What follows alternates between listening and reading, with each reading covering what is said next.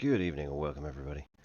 My name is Obi-Wan Pez, this is N Simplex Pachinko, and I was just messing around with Risk of Rain because I started a game earlier and why not?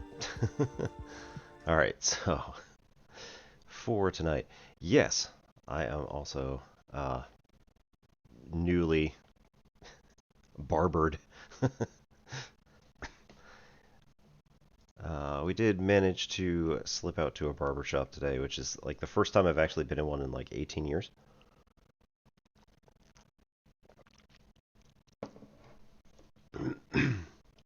Most of the time, we were just cutting my hair at home because it's expensive. And when you have to do it at least 3, 4 times a year, it gets pretty significant. So the guy ended up cutting like a lot deeper down here than I was probably expecting, but Phobos, how's it going? Thanks, Sensation. Yup, hairdressers. It was the same place that I took my son like a few days ago. We were kind of just scoping out like, oh, what might be good, and then we went in and there was this very nice, I think Russian man who did my son's hair, and then when I went in today, there were two gentlemen from, I believe, Turkey who were and all of them extremely competent in making sure they didn't slice my face open, or really did well keeping my son rather calm, because he's been to plenty of barbers, but like they were all in the United States. They were all like kid-oriented barbers. This is the first one that he's gone to that's like definitely not kid-oriented.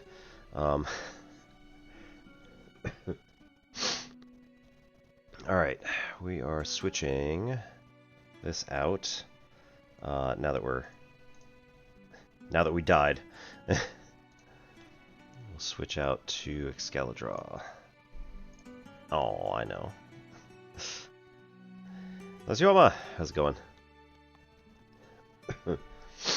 Oh yeah, no worries. Thanks for hanging around. And just a reminder, anybody who has a PC that has multiple tabs, feel free and get as many people as you want on there.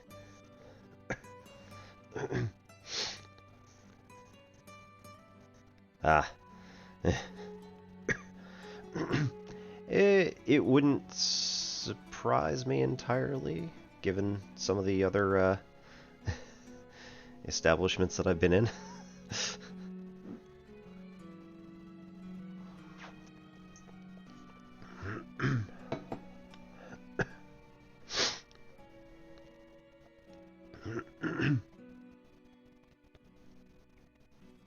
But hey, they did a good job.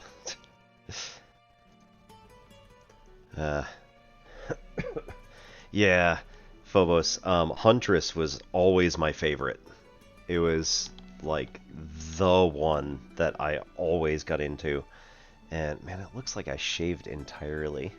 He cut it down so short. He was like, "Are you sure you want a number 2?" I'm like, "Yeah, it's fine." Oh, and I look like my brother. That's weird.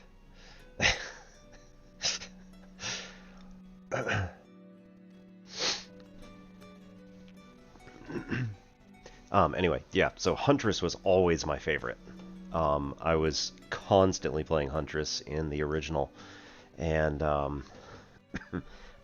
when the re-release came out, I was like, I don't know, this seems kind of silly to like purchase this, and then I found out that they added a significant amount of content and fixed some things that other people were like griping about and all sorts of stuff, and I was like, you know what, this sounds good. And then the extra playable characters. So I was just playing Pilot, who was not, I think, in the original, and Pilot is amazing. So you can either have a gun that does 90% normal damage, and then every third shot is essentially a Heaven's Cracker, where it'll shoot through, I think, all of the enemies that are there, but within a short range. So getting the Heaven Cracker is actually a decent upgrade, even still. But yeah, every third shot. Yep. Yep. And like that was my go-to in the original one too. Was I would immediately, as soon as a red one popped up, I would go immediately to Heaven's Cracker, and then like you saw in my run there, the Ceremonial Blade. Because I just chain these guys. It just goes one to the next to the next. They all die, and it's just rolling damage. So, it's just absolutely wonderful. Yeah, the drill power-up is Heaven Cracker. Heaven's Cracker. Whatever it is. But it was like, I would... So I also got whatever upgrade it is that allows you to select items. And so I would take 4 Heaven's Crackers, like, as my first 4 reds. And so that would do penetration damage on every single one. So all shots have penetration damage at, like, 100 and some odd percent, or even if it was lower, it's probably lower, but like even 30%, just yes. It's like it's every 4th shot originally, and then it goes to every, I think it might be every 4, 3, 2, 1, just like that. I don't know. It's been a while. But when Returns came out and I started playing Pilot, I was like, well, I don't need Heaven's Cracker for this. It's decent, but I don't need it because it just automatically does that kind of damage. And so I went straight for either Ceremonial Blade or the Rocket Launcher, the RPG, which does explosive damage within the shot, which was really helpful after stage 2, basically. And then I always do my first green. I always select Transfusion, and then from there, usually either Leeching Seed and or the Ukulele and or shooting missiles is always fun. And then at some point, I always go with the 57 Leaf Clover, because it increases the chance that elites will drop items. Yeah, 56 Leaf Clover. So if elites drop items, that means that I get to select more items, and almost every single person, I also then go for the Soldier Syringe to increase shot frequency. So if you've got Heaven's Cracker and like 8 Soldier Serum, it gets pretty intense, and especially with Huntress. And then you use your glaive and just clear the whole map. It was always a favorite. Alright, if we want to talk more about what we were talking about last night, it was more like pedagogically oriented. Or if we want to talk about all sorts of other stuff. If anybody's got individual problems you want to talk about, differential equations.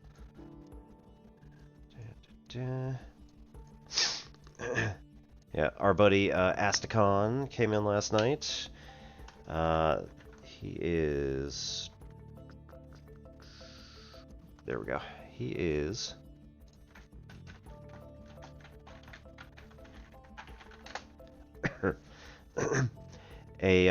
well, was somebody that I met on Psyche's stream and found he did Elite Dangerous, and eventually got into a whole bunch of the other games. I'm not sure if he decided to stop with Elite Dangerous or what have you, but has been doing RimWorld lately. And another friend of ours who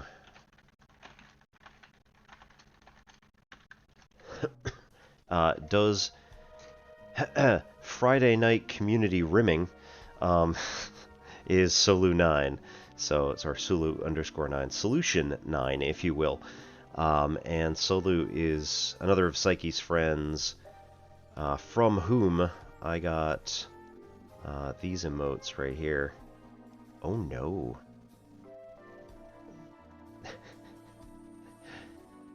It expired. How dare. Well, we're going to have to remedy that.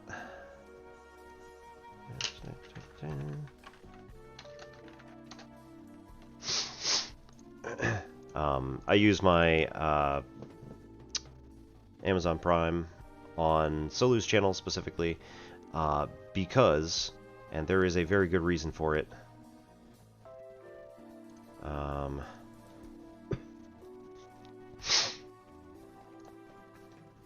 I get to have this emote right here.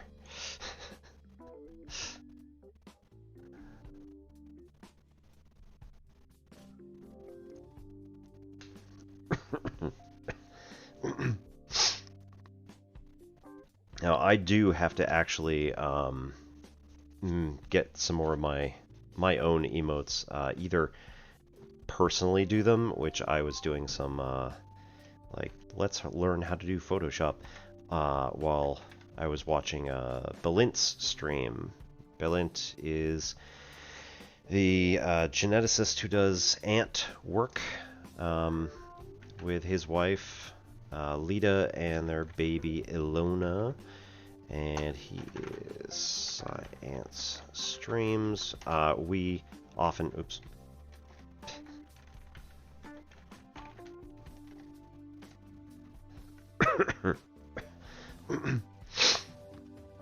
Belint will be on most days.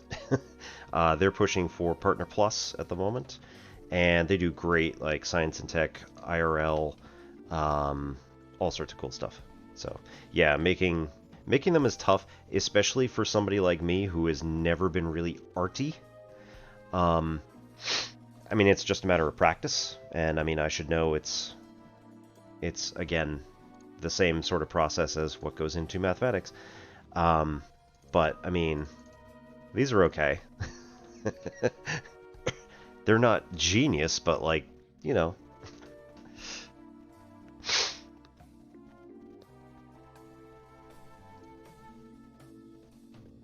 Nice. Yep. Yes, and the scaling was ridiculous on these. I also need to cut out the background on the Obi Piz one and make it maybe look less like soap.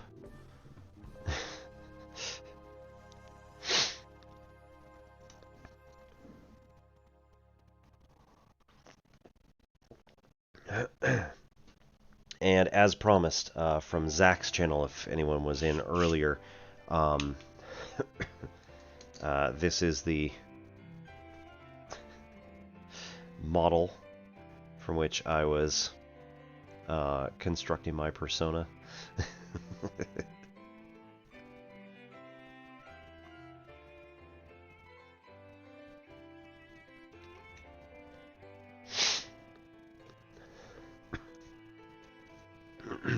One of my friends was walking through a particular retailer one day and kind of was like,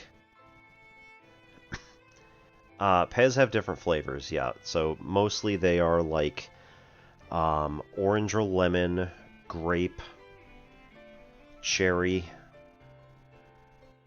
and that might be it for like the basic flavors. Strawberry and stuff like that too. But like over the recent years, they've also come out with some different ones, like vanilla ice cream or cream soda or like all sorts of weird stuff. I don't know how I feel about that. So, a friend of mine was walking through a particular retailer, and she was just kind of like had that weird feeling on the side of her face that something was looking at her, and she was like, "Ugh," because there was an entire wall of this face staring back at her, and she was like, "It's Obi." I mean, you know, my real name rather than that one, but. So she brought it in and she was like, "Oh my god, it was you. I had an entire wall of your face looking at me." I was like, "Let's go." So she had to buy one and then give it to me. That's how you know you have a friend.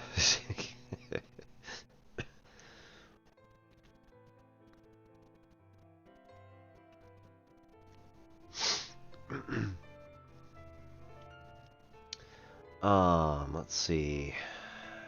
Trash and recycling are out, so that's good. And all right, in about 35 minutes, cool. I need to go downstairs and make sure that the dishwasher has its soap in, because the little flappy thing is broken. Yay. So I can't put it in early, otherwise it just rinses right down the drain, and I can't put it in, I can't forget about it, because then I have to do a quick wash and just toss it in again. And like all the stuff, all the gross stuff that didn't come off the first time gets stuck on there. It's really bad.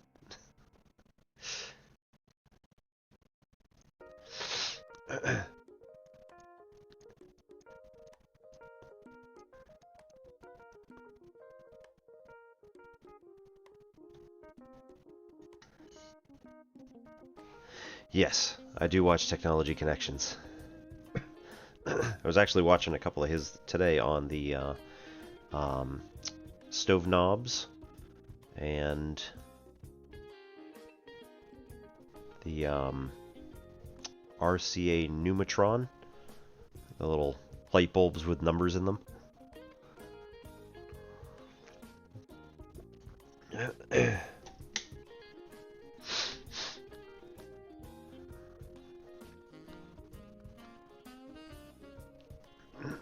But like in theory, I could probably get, or at least diagnose what the problem is. But the issue with that is that I would have to unscrew the entire, first turn off the power, and then second unscrew the entire panel from like the 12 screws that it has, and lift that whole thing up and try to figure out like if I can figure out how the panel is attached and what's broken.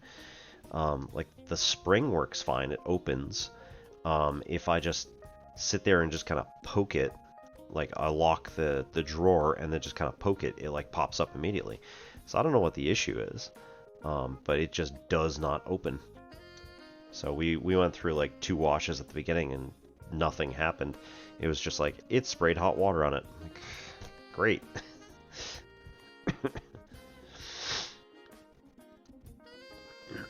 Yeah. Yeah, and the Pneumatron specifically, like, isn't a vacuum tube exactly, or it does something different. It doesn't use high voltage, which a lot of the vacuum tubes do in order to produce enough light that you can actually see it. The Pneumatron does, he said, have a bit of a problem with not being able to see it as well, but it works within the 5 volts that the electronic device that you're using typically draws. So I was like, oh, interesting.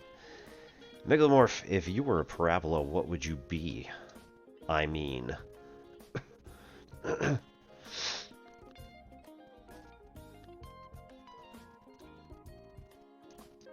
It's gotta be a good one, right?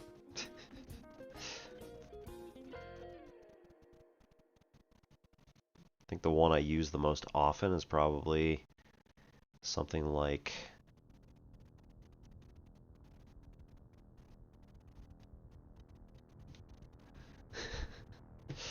that. Maybe that one.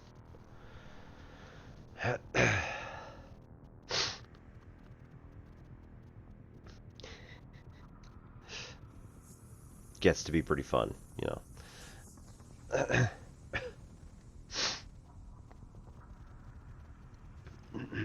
So one of the things that I have been working on with students over the past several years, and one of the things I think which kind of uniquely defines my classes from all of like the rest of my colleagues, is that I will usually work at this as distances, so that we don't have to always be thinking about this in terms of like, where are all of the individual points in the entire parabola? Because quite frankly, some of these are not going to be nice, or at least, you know, this one's fine, but some of the other ones that we use are not going to be nice. And so my favorite thing to do is to say, okay, we know our origin point used to be at 0, 0. It's been shifted right 3 and up 4. So now it's going to be at positive 3, positive 4. And then all distances from the origin point in the y direction, y distances, right, are going to be doubled and opposite.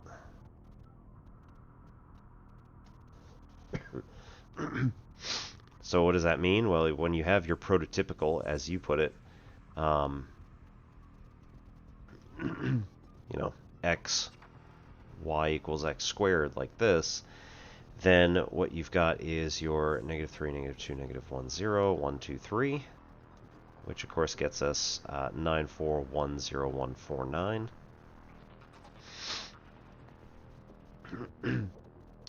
And if we want to double it, this is going to be 18, 8, oh, sorry, negative 18, negative 8, negative 2, 0, negative 2, negative 8, negative 18.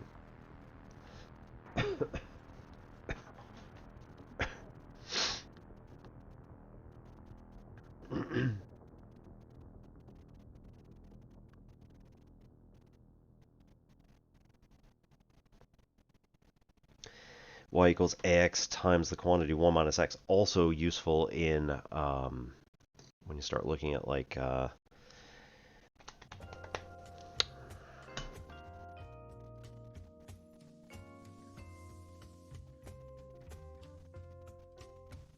yep. That's actually y. If you're looking at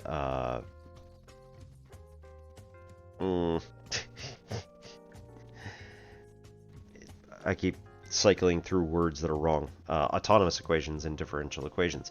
However, that would be like x prime is equal to x times 1 minus x.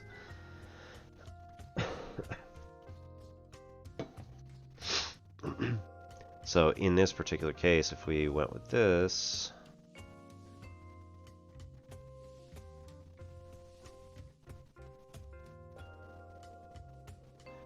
right?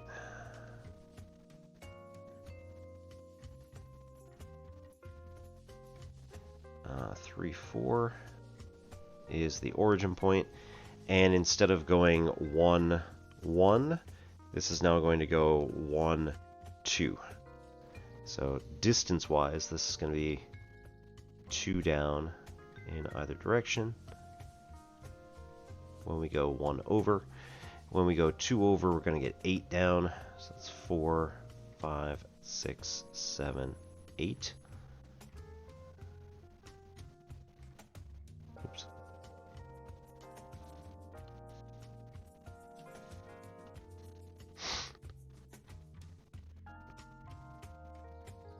Nine, 10, 11, 12, 13, 14, 15, 16, 17, 18.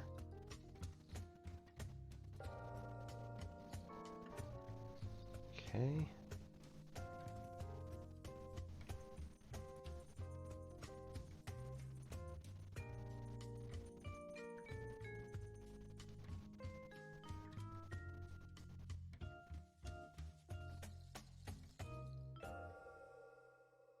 And really crappy because my stuff is not to scale. But, you know. Yep, logistic. One of my favorites, just in the way that it works and how neatly it fits everything.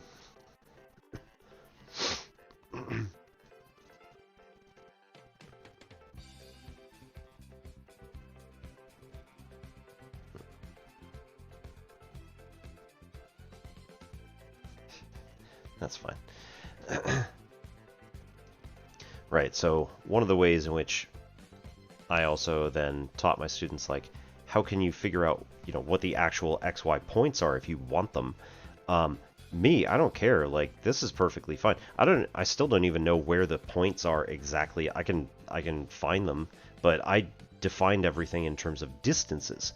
So distances are my main mode of thinking about this at all.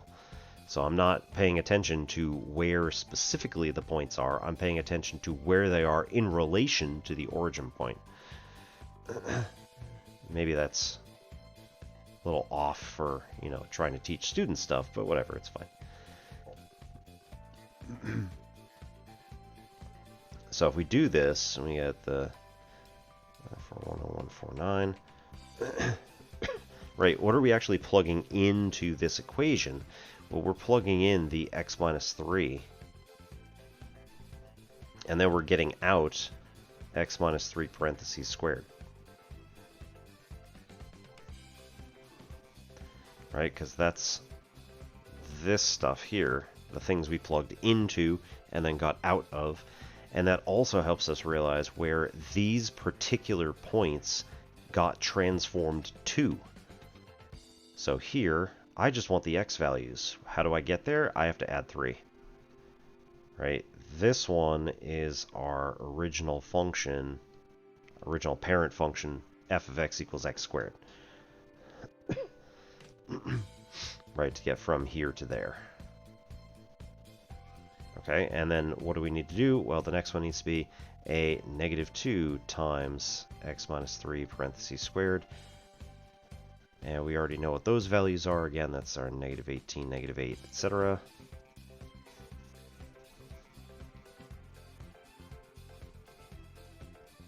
Right, and then the last one, -2 times the quantity x minus 3 squared plus 4. So how do we get there? We just add 4 from the previous value. So -14, -4, 2, 4, 2, -4, -14. Those are now our y values for all of those particular points. And then our x values are just 3 added to the original x minus 3 column that we have there. So that's going to get us 3. All right, sorry. 0, 1, 2, 3, 4, 5, and 6. And those are our x values. So we got our y's over here. We got our x's over here. Took me a little while to think about it, but I went from I think some student asked specifically where are these points and how can we get the points, and I was just like, well, let's see, what are the nice ones that we like plugging in? And so I listed out the parent function. So what are we actually plugging in? Get the x minus 3 and then convert it to x minus 3 squared. And then from there, where do we go to get the next things? And I was like, this is actually a way easier way to describe the function transformation if you think about it in terms of functions, how actual functions work. Right? And our origin point, 0, 0, ends up at 3, 4, just like we talked about up there. And if you slowly build this thing, it then is able to create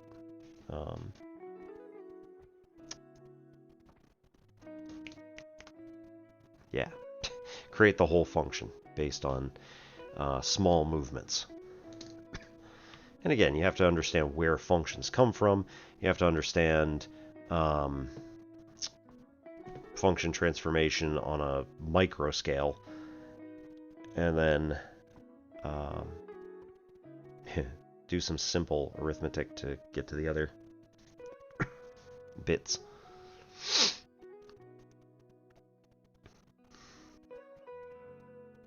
Alright, how we doing?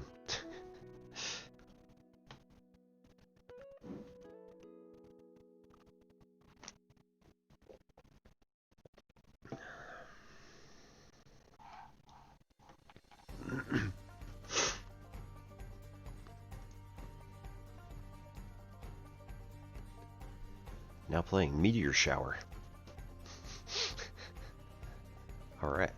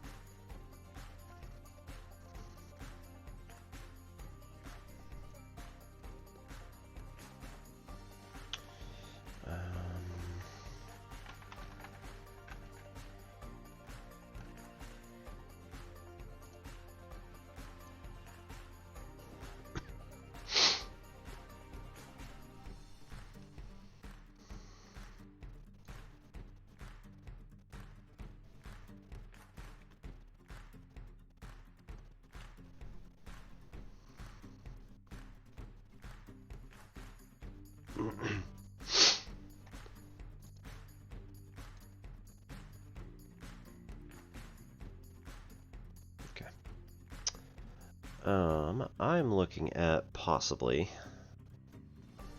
I don't know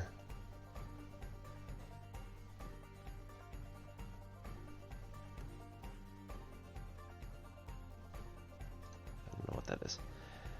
I'm looking at possibly doing a little bit of research today, which is what I put in my title.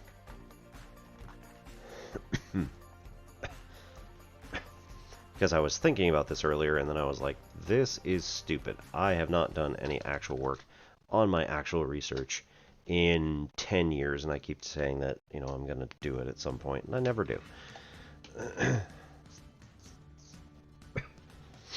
So, let's pop up.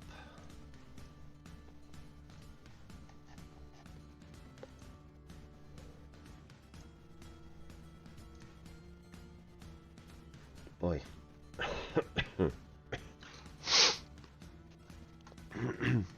It is multinomial, hence the name simplex. Multinomial theorem / multinomial distribution. There we go. It's been 10 years.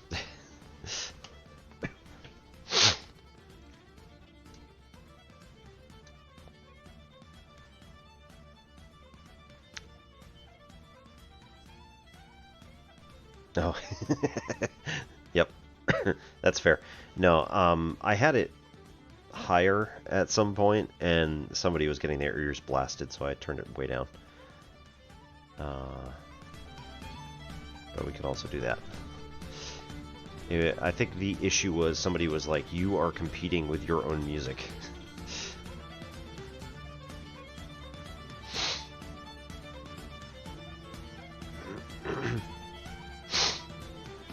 Okay.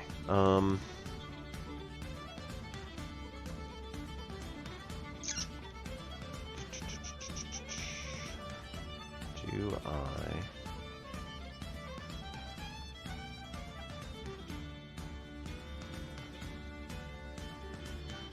check for updates? No, okay. Oh, yeah, okay, we're snap.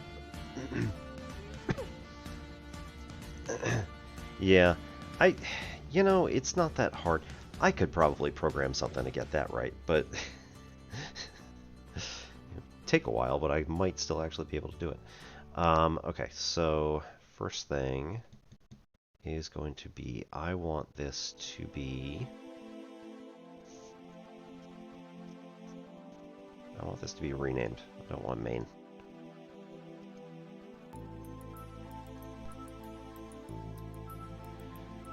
Rename. There we go.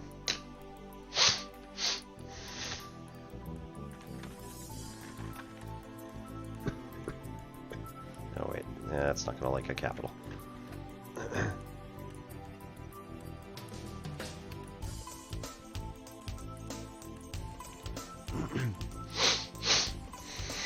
Alright, so if I want to do a basic binomial distribution, and I want to...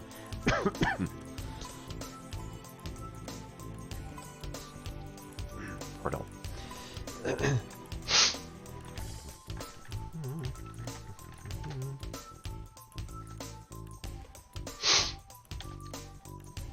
Alright, what's your problem? I'm sure 100%. Okay.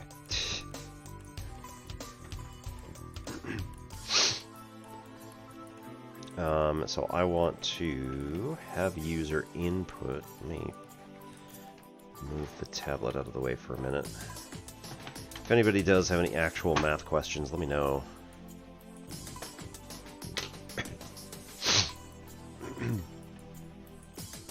Okay, so...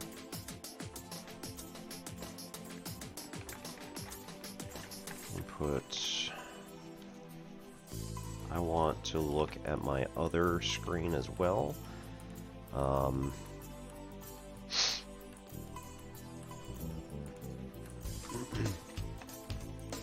Okay.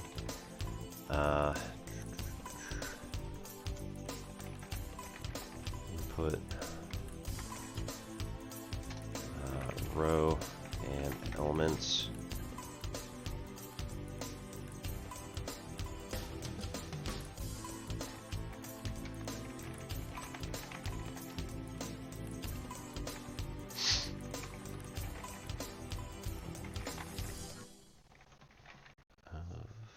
And choose R.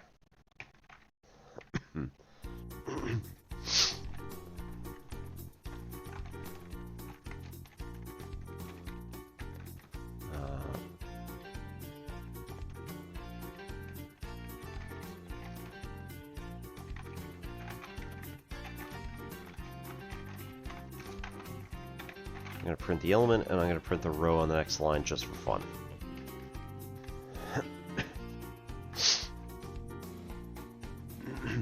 Alright, so input...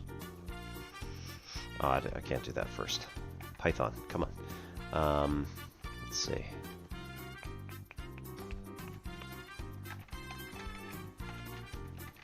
Is that reserved?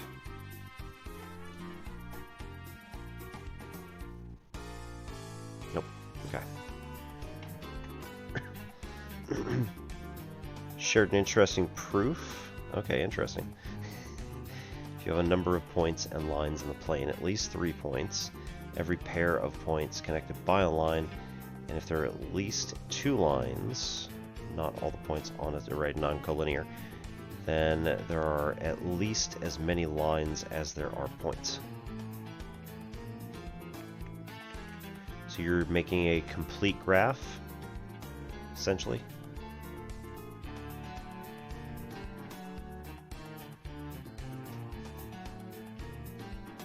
If you were to do this in graph theory.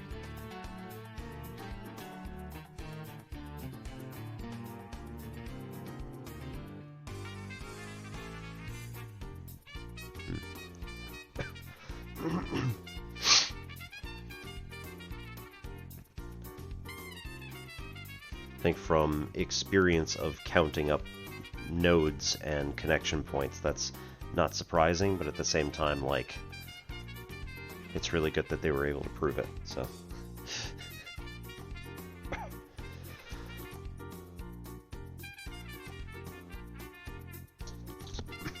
Well, yeah, but in like combinatorics and graph theory, you're assuming that every connection is not going to connect any of those particular things. Oh, not all of the point. Okay, there we go. Sorry, yeah. I gotta know.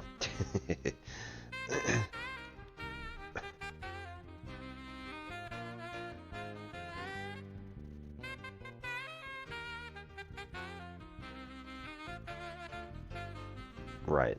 And again, if some of them are collinear, that technically reduces the number of lines then.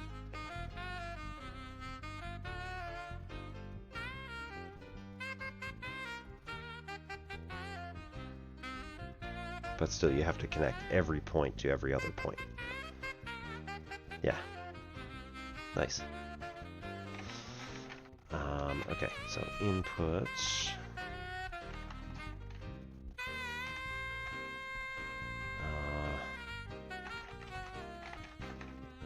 Row number.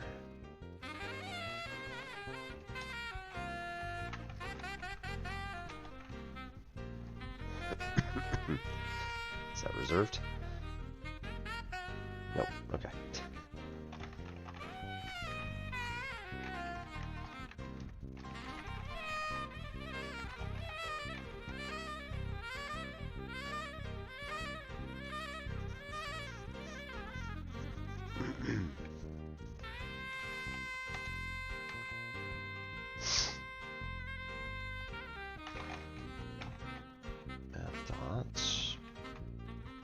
Binomial is not a thing. Interesting. Choose is not a thing. Not surprising, I guess. That's fine.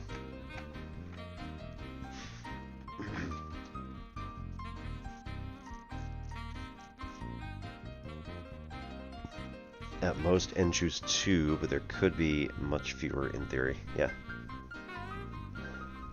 That's good to, like, you know, put bounds on it and be... I like it.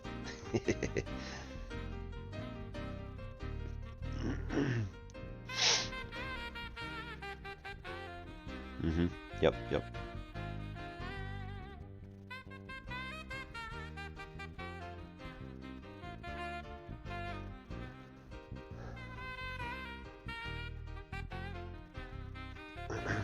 Okay, so if we do row dot, that's not what I want. Hang on. There we go. Welcome to the screen, everybody.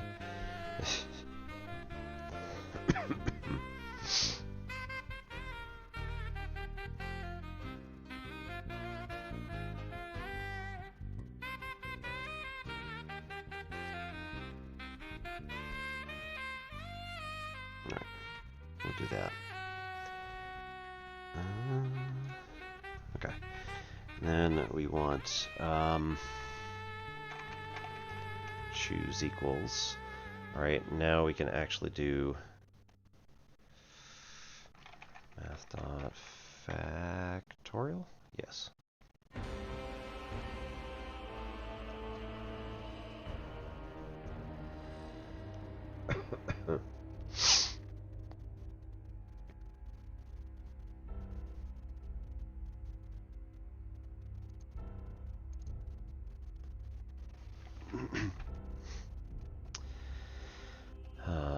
Let's see.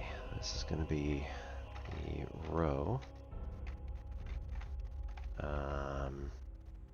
divided by. This is going to go terribly because I'm going to try to do all of my math notation, and it's just not going to go well. Because you can't do math notation in here.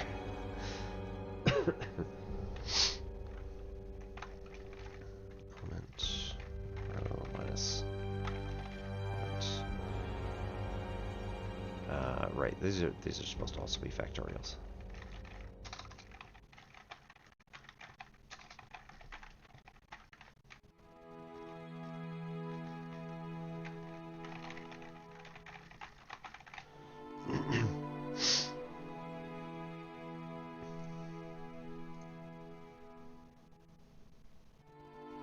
Okay, so these also need to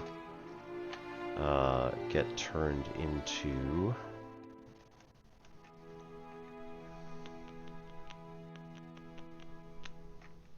Integer types.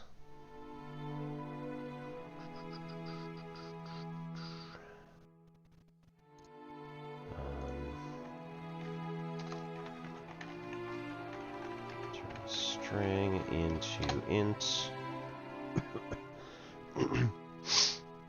Int of string. Okay.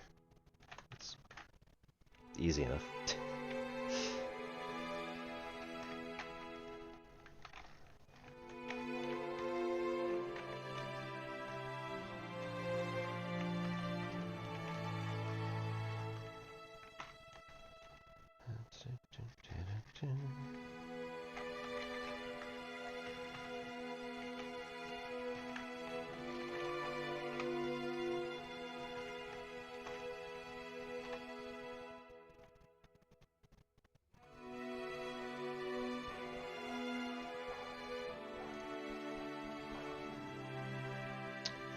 Probably could.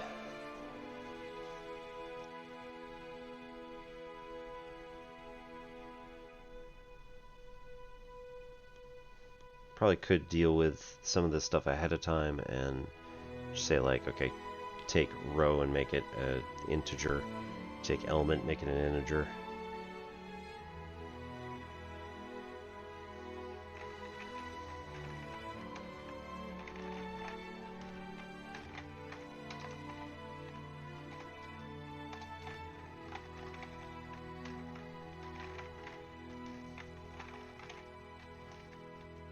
Okay, and then here we wouldn't have to do all that.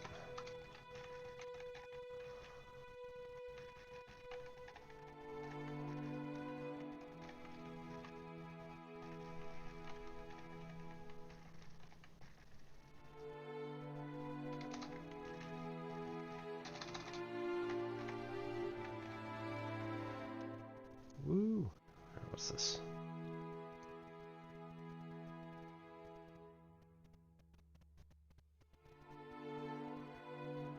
Oh, because you don't like that.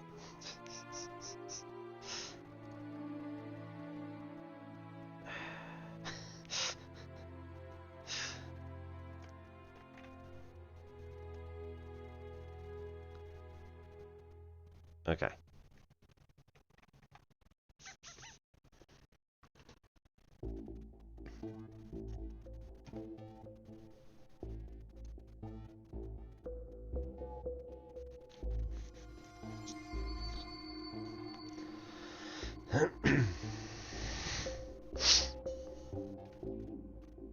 Dulles has a counter devoted to people who flew there by accident because they were trying to get to Dallas, Texas. Oh no.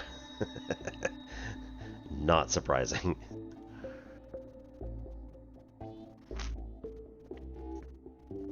I have only ever flown to Dulles intentionally. I don't think I've ever been to Dallas. I think I went to Houston when I was flying to Hawaii, which was the first time at age 28 was the first time that I had ever flown by myself, and let me tell you, I was having an anxiety attack. Not exactly, but just kind of like, I'm gonna be on my own. What if I miss my flight? Invalid Python interpreter.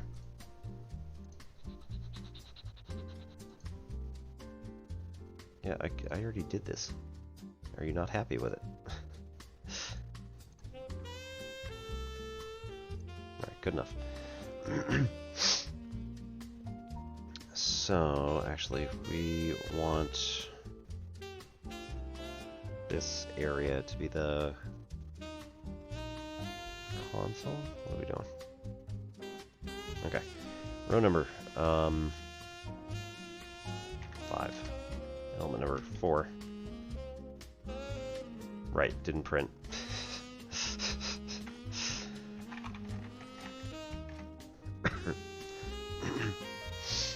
Okay, row number question mark space. Element number question mark space.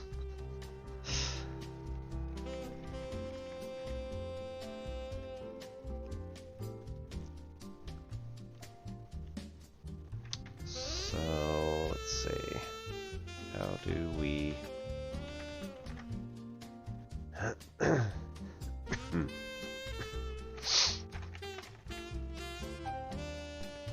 choose.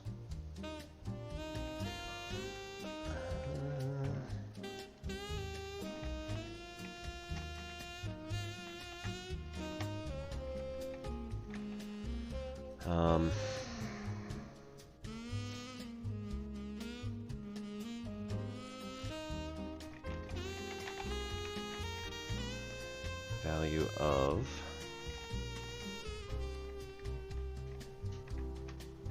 row choose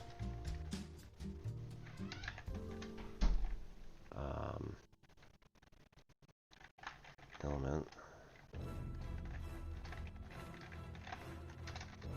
is. Let's see if that actually works. Alright, 1 second here.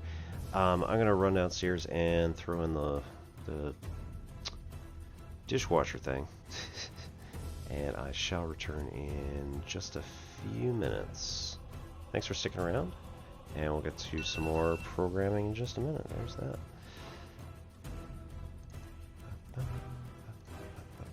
There we are.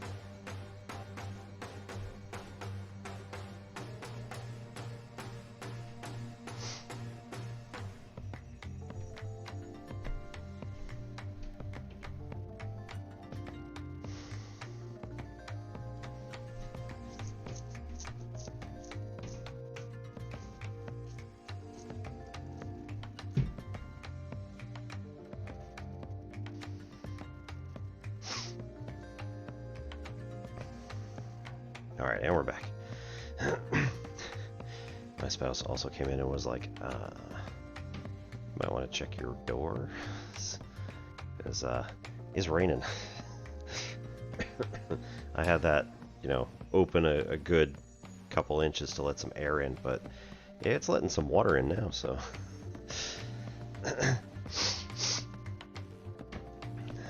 It's looking like the inside of our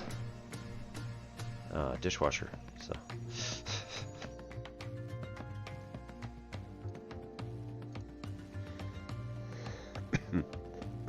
I know, but like it hasn't rained that much. Like it has not rained that hard in quite a while. Okay, so let's run this again and see how it's doing. Row number, we'll do 5. Element number 3. Oh, interesting. 10.0. Value of 5 choose 3 is 10. Alright, so 1, 5, 10, 10, 5. No. Yeah. 1, 5, 10, 10, 5, 1. 0, 1, 2, 3, 4, 5. Right? The possible values you could pick. So there's 6 options, which means there is no middle value. Okay, cool.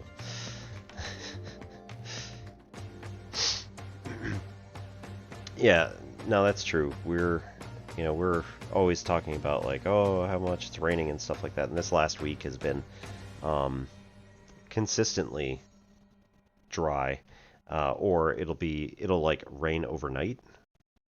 So I don't notice.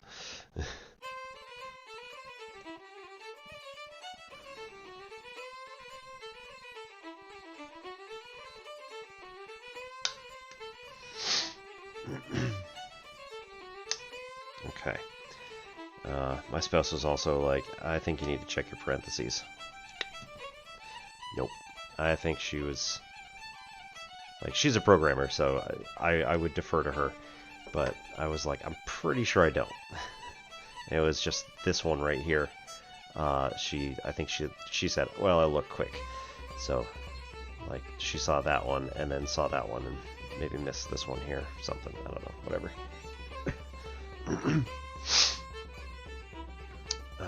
Okay, so choose is a float. Okay.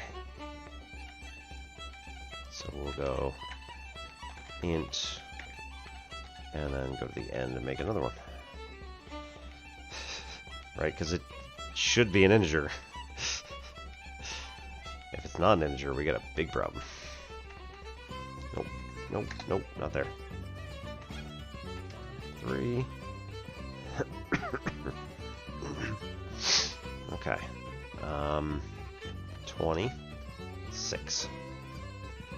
38,760. I'll take your word for it, because I'm pretty sure that's right.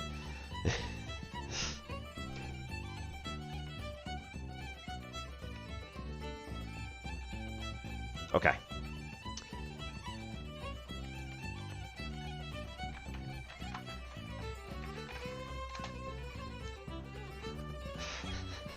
Now the test. So we'll go to Binomial, we'll just steal all this, because it's almost going to be the same.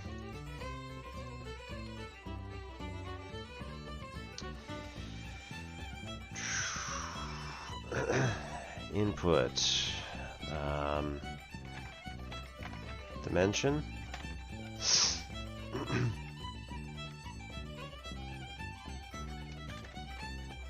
And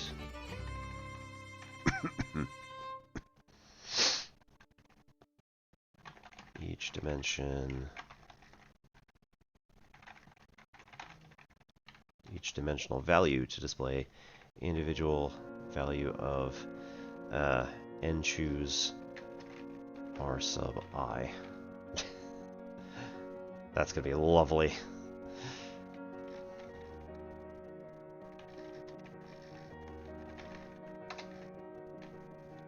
Okay, so dimension.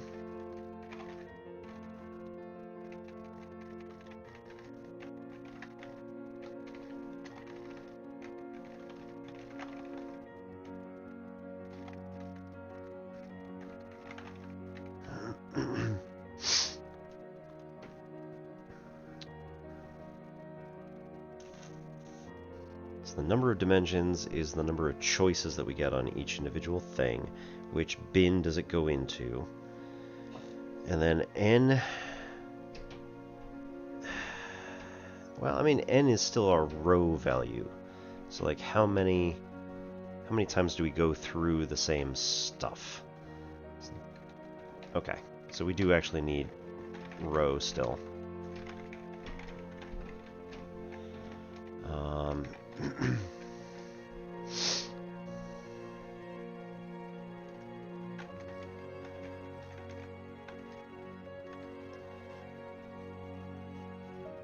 So the...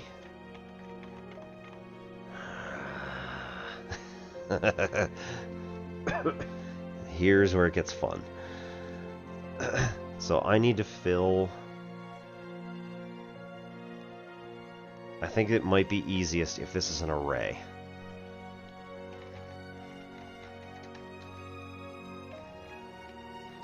This is gonna suck.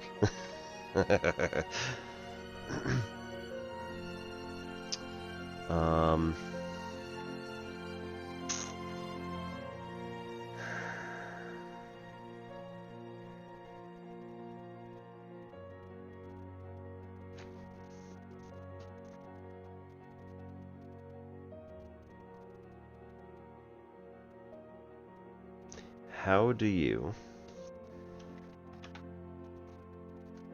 fill multiple values within an array in one input? Is that even possible?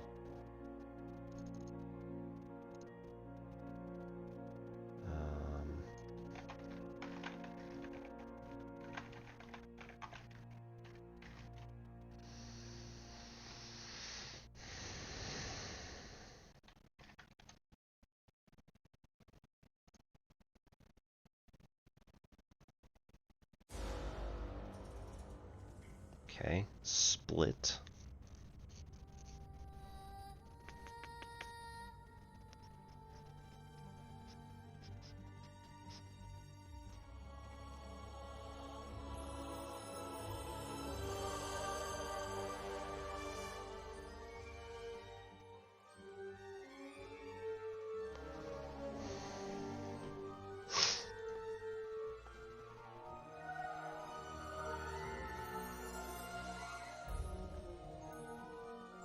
Okay, so like x comma y, input enter two values dot split, and then print. Okay.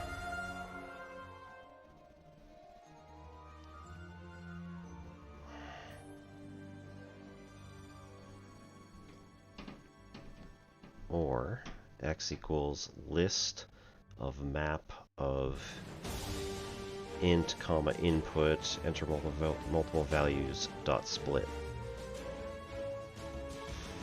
Alright. That might actually be the best one to do, because I don't explicitly have to state what all the things are.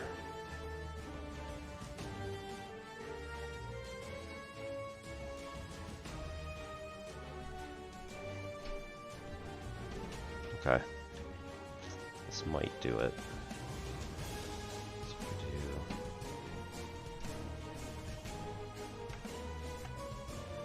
Nope, that was not what I wanted.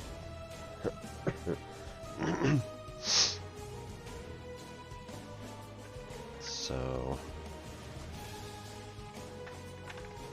element list.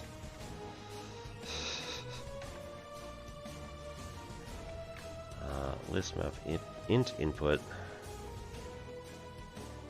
enter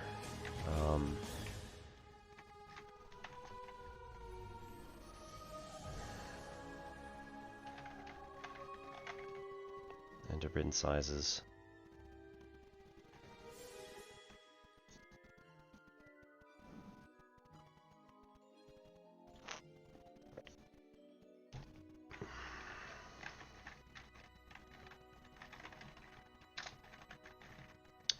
And I have to add to the total number, which is n, which is row.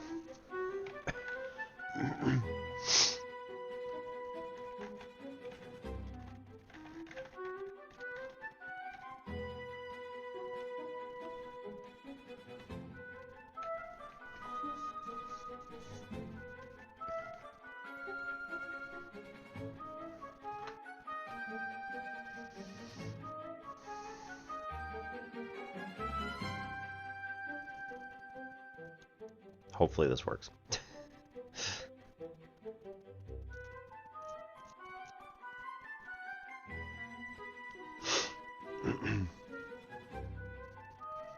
Okay, so...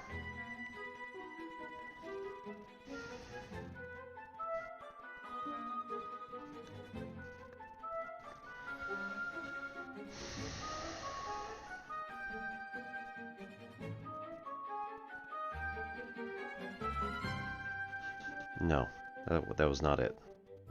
It's not the row number. Or wait. Ugh. How many choices do we make, right?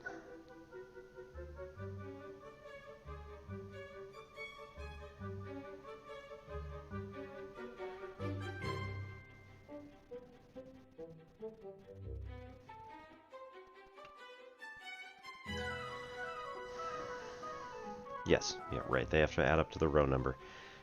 It depends on how far down the list we're actually going. The dimension value is just telling us how many bins there are. How many choices there are at any one step. Which at the end...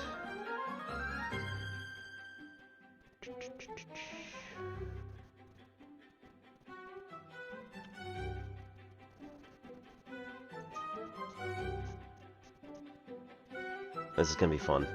God,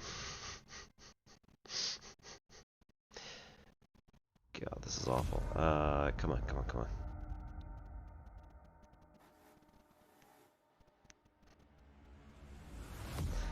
It means that the denominator here is going to be pi. Like the big pi symbol. It's going to be a product of all of these particular values. Of the factorials of the element list.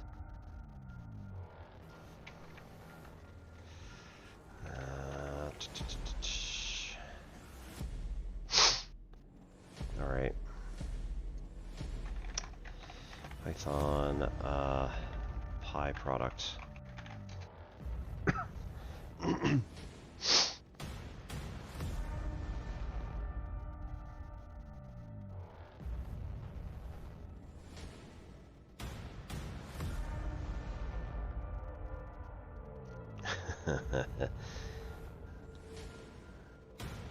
As noted in this given issue, you can make your own. Oh boy.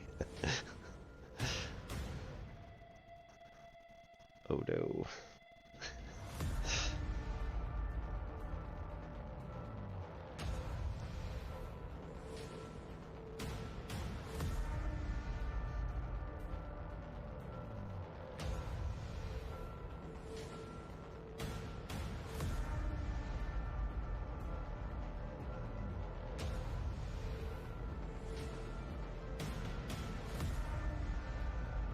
(2016) If anyone wants to petition for including product parentheses in the standard library, the number of views on this question may help make the case.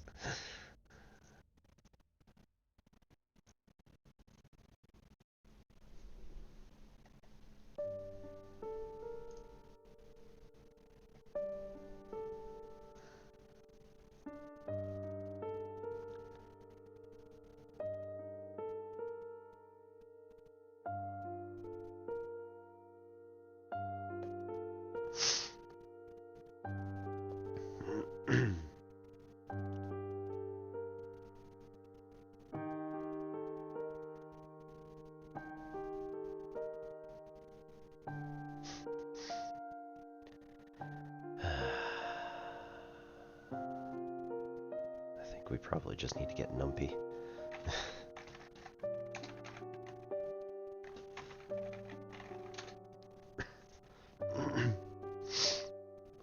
I dare say it's probably in there somewhere. NumPy 2.0 released last month. Alright, cool. How do we download?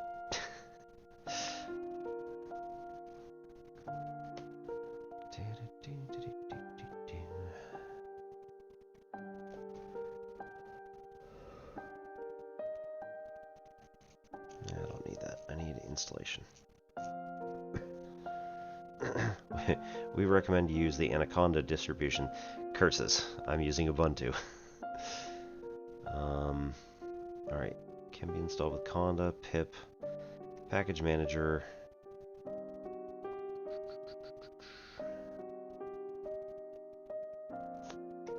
Can use pip. I think I might have it.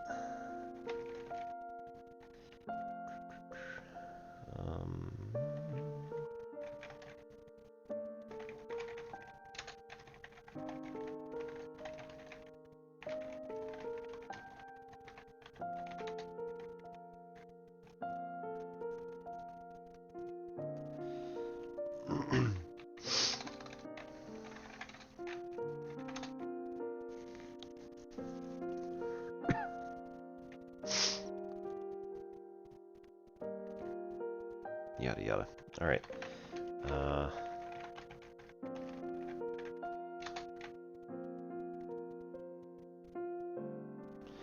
This environment is externally managed. To install Python packages system-wide, try apt install Python 3 dash.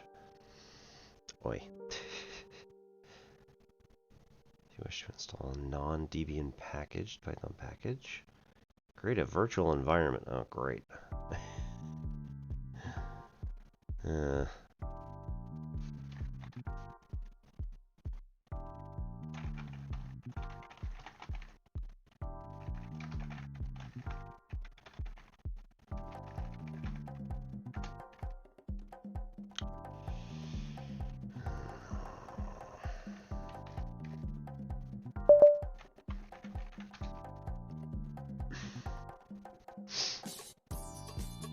That worked just fine.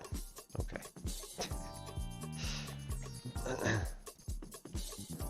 Okay.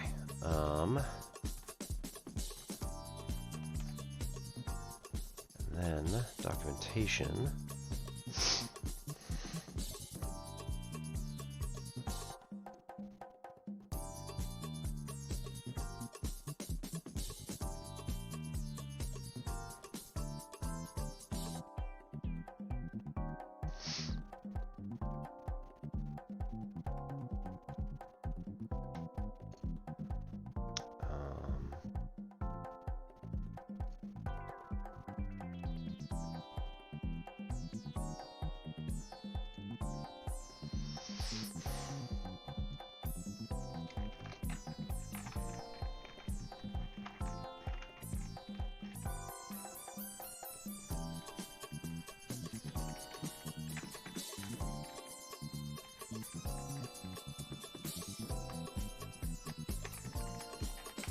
See if this works.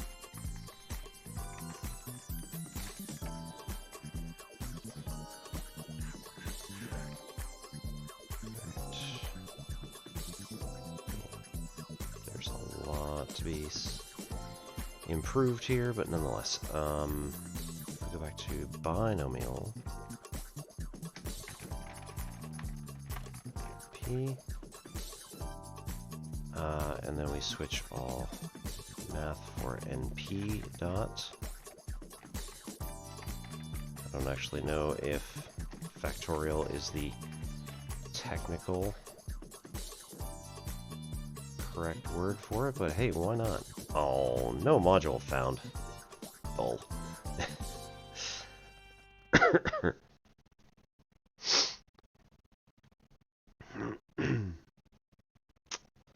Okay, so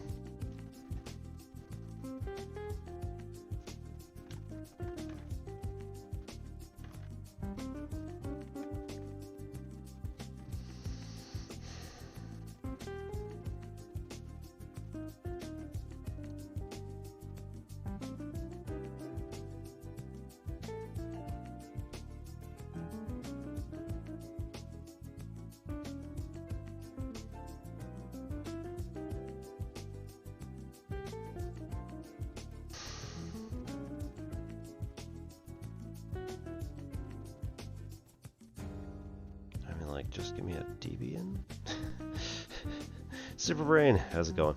I'm trying to figure out how to install NumPy, because I'm sick of trying to use large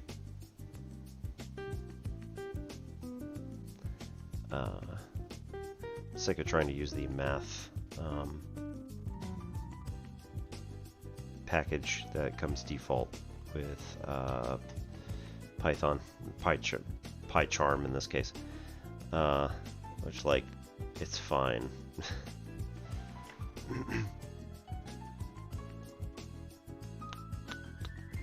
And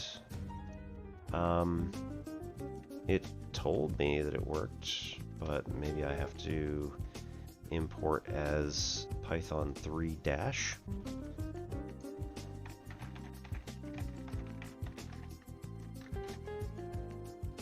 No, don't do that.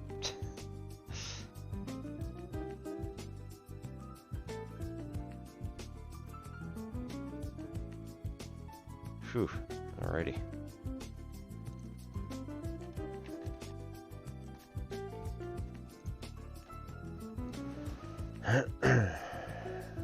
Yeah, it yelled. It said you need to create a virtual environment. Externally managed environment.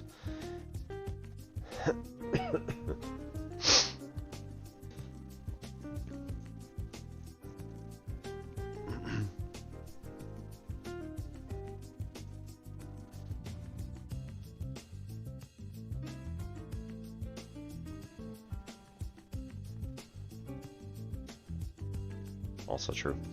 If you wish to install non-Debian packaged Python application, may be easiest to use pipx,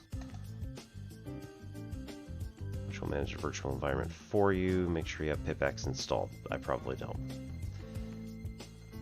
Let's be honest. And then I did apt install python 3-numpy. It said we're reading stuff. You have suggested package g4tran python 3-pytest. Following new packages will be installed. Python 3-numpy. Yada yada. Preparing to unpack. Unpacking. Processing triggers and looks good. And then I tried. Yeah, it just says no.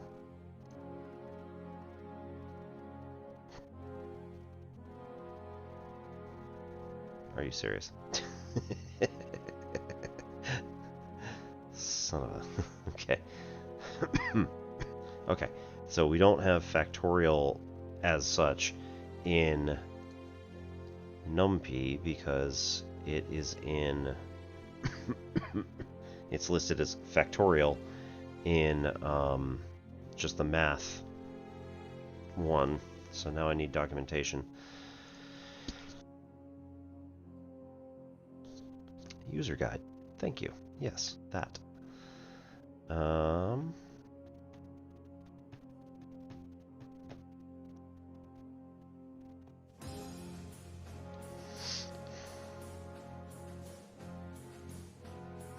F2Py user guide and reference manual.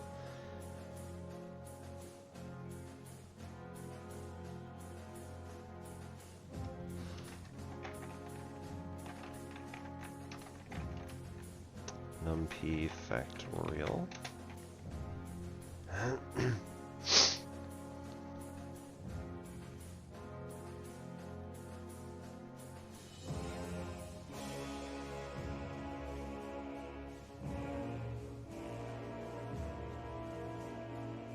Yeah. Aliases references for math.factorial. Yeah. Okay. I guess that's not quite a satisfying answer, but fine.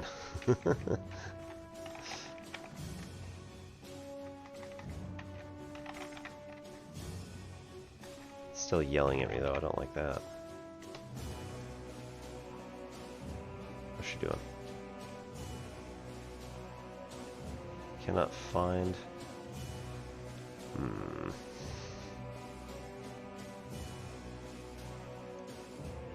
That's an interesting choice. Can I find reference math in init.py? Does it recognize its links? Okay.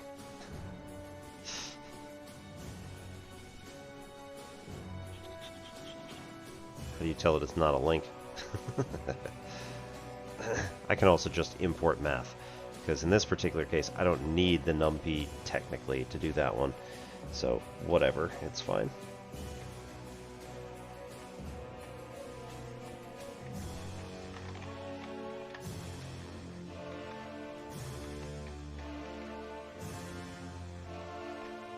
Thought there might be an easier way to do it, but nah.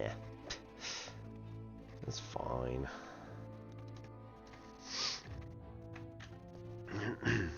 Okay.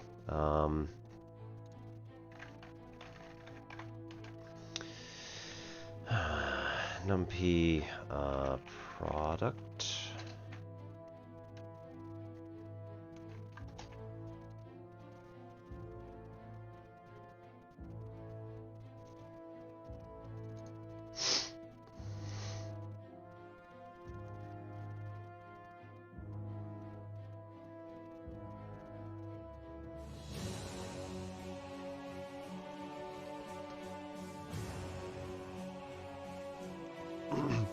Return the product of array elements over a given axis. Okay, that's not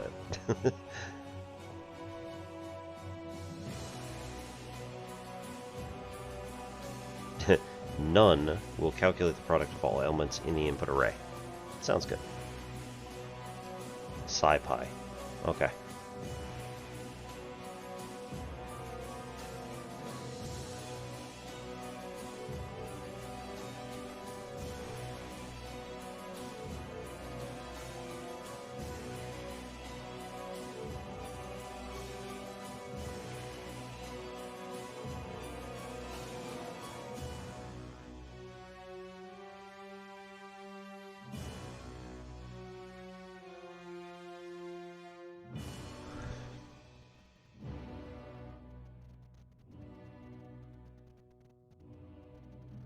Factorial function for arrays?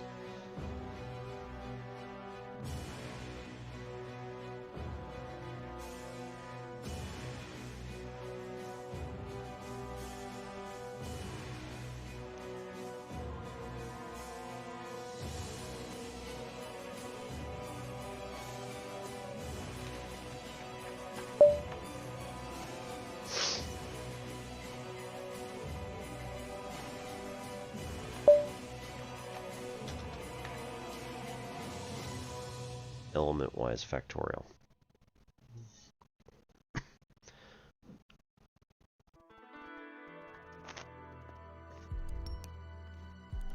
Interestingly enough, that would help for what we need.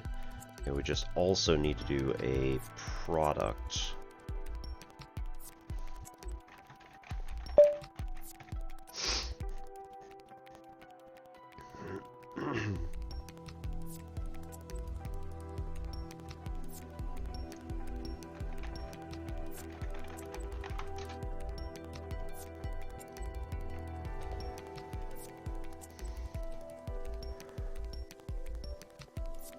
Goodness.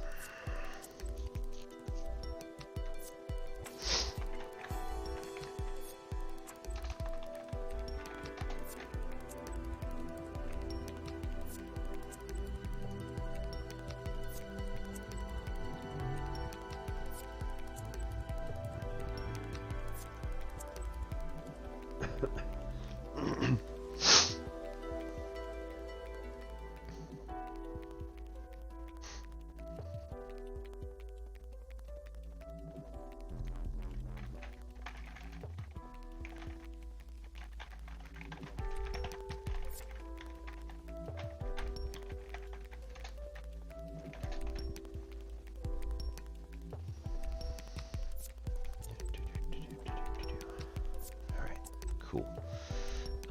That one's built. So we go to multinomial. Here we want SciPy as SP.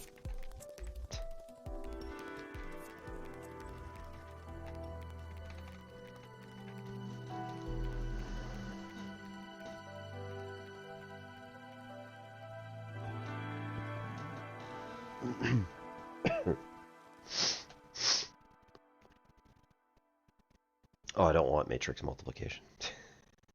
These are just integers at the moment.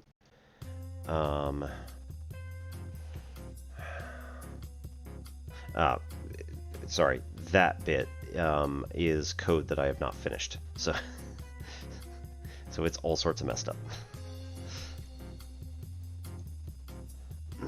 Right, so basically what I did was I made the binomial version and then just copy pasted over to multinomial, and I'm trying to figure out how to effectively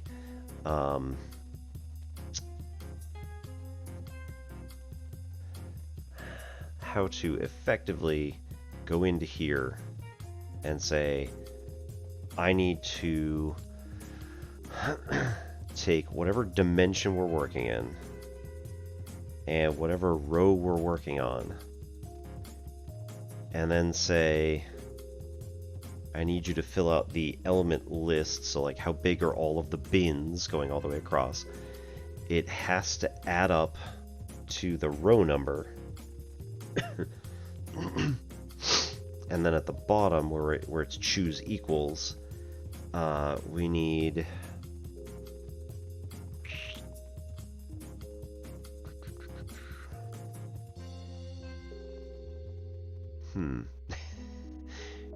right, so we need to fill in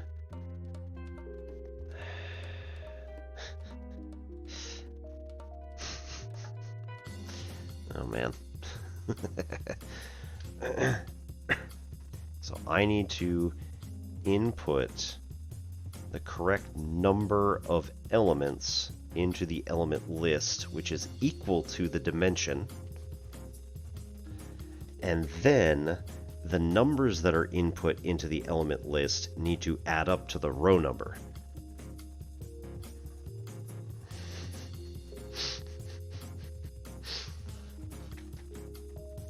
Enter. Dim. Bin sizes.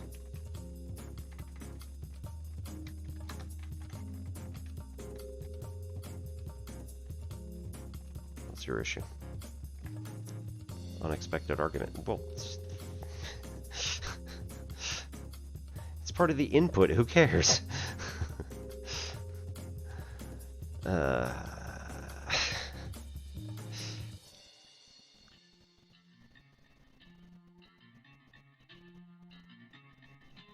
But why is it a...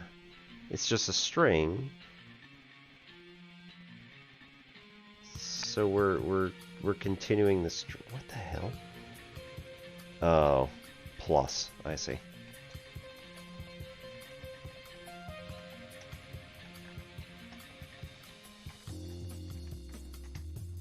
Okay, thank you. Oh, print. I see. Yeah, because, yeah, like it says down here. That's what I did. That makes perfect sense. Thank you. And this is why they call you Superbrain.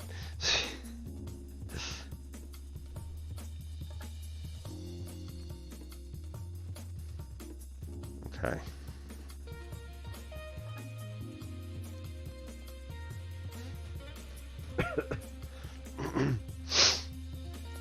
So, element list.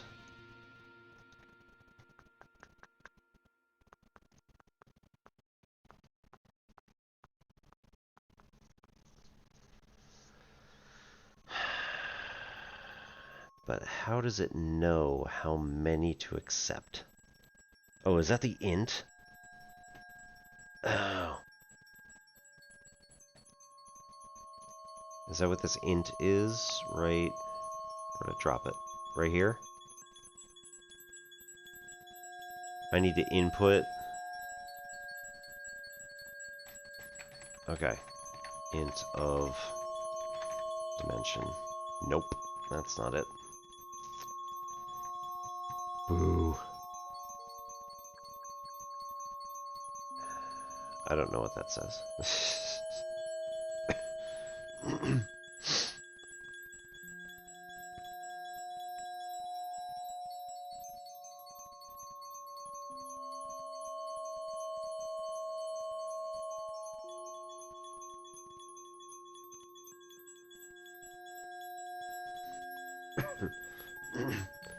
Could define a different separator than a space. Separation is \t. Separates each argument with a tab.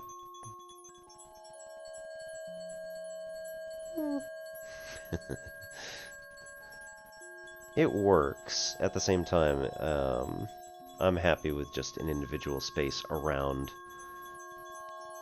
it. I think it's a different color anyway, so it's not like it's hidden in the text. Could be wrong.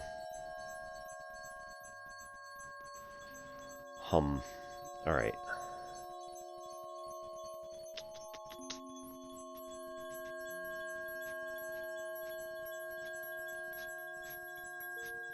Yeah, okay.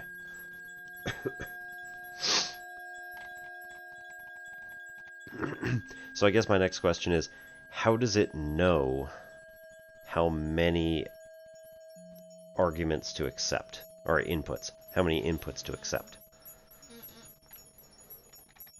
Because, like, there's no guide anywhere. I didn't put dim as dimension anywhere.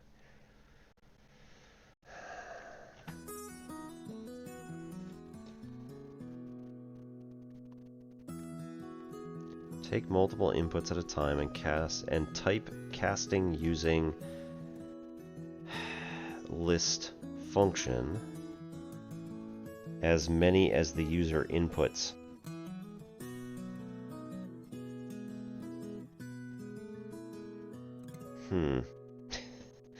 So then, do you just hit enter again on a blank in order to make it continue?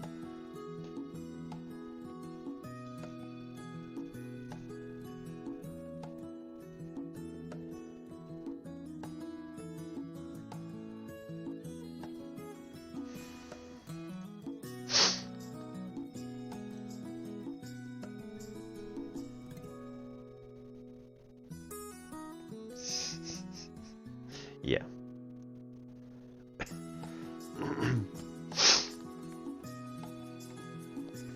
Oh, it definitely will throw an error.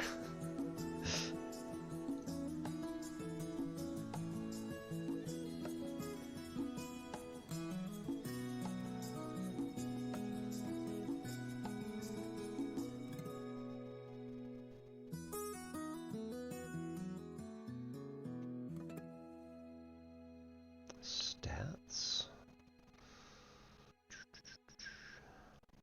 Discrete statistical distributions. That sounds reasonable. That is not it. Okay. There is no search. Oh, there it is.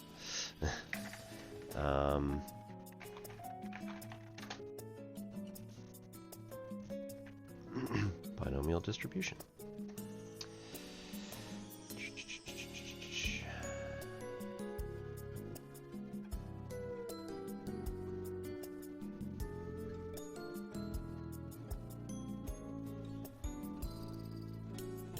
Not really what I'm going for. Factorial.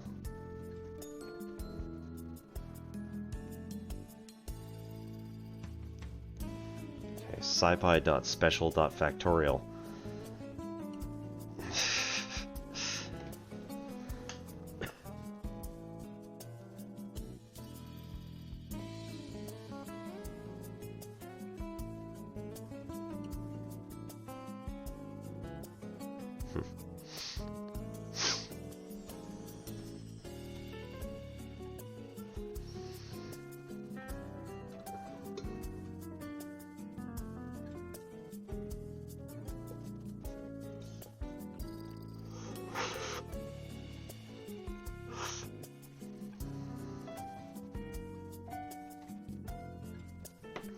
Don't need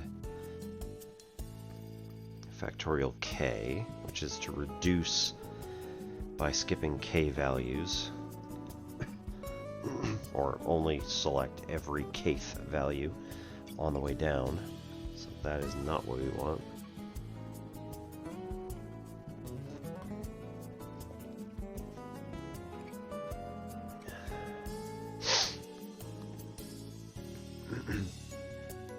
Okay, but factorial scipy.special.factorial will give the factorial of a number or array of numbers. So that may work for what we're doing.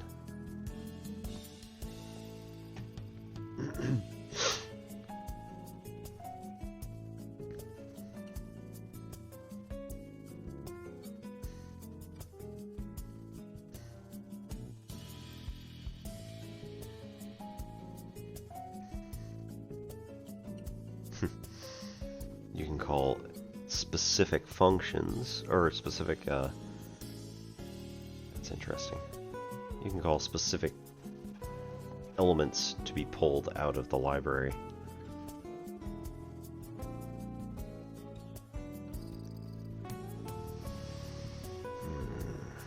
Okay.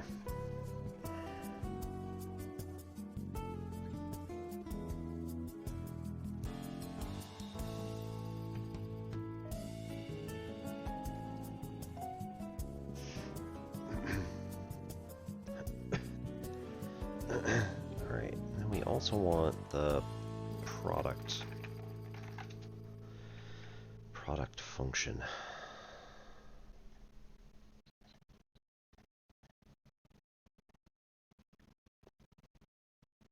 So if we have an entire array, we just want to multiply all the individual numbers inside of it, which I think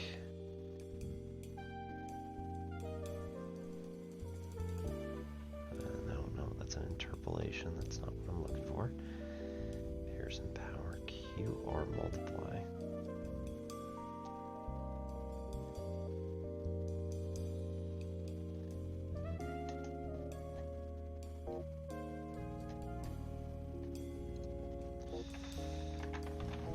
Array product.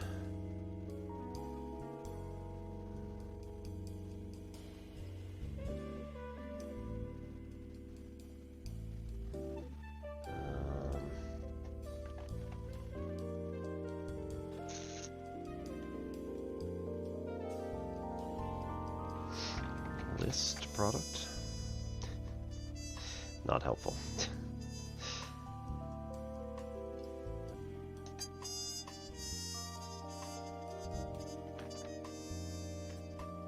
No, you said it earlier though, right?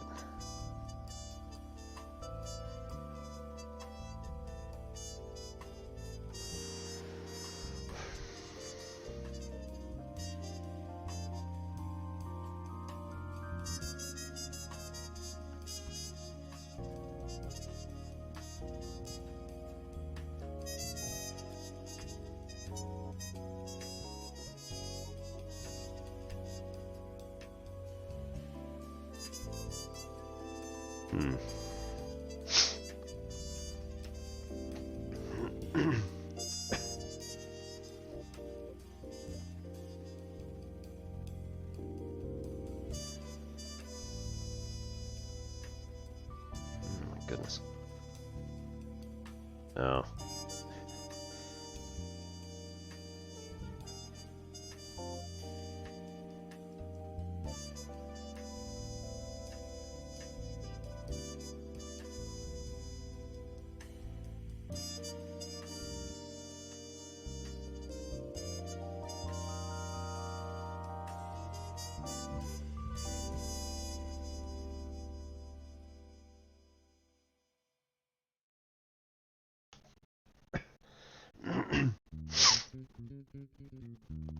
None of the above. So my intent is to take the denominator of this particular thing. So this is a multinomial choose function, right? So the idea is that we are doing the factorial of the row number that we choose divided by, this is again where my entire channel gets its name, divided by the product of the factorials of every bin size. And it is actually what you do.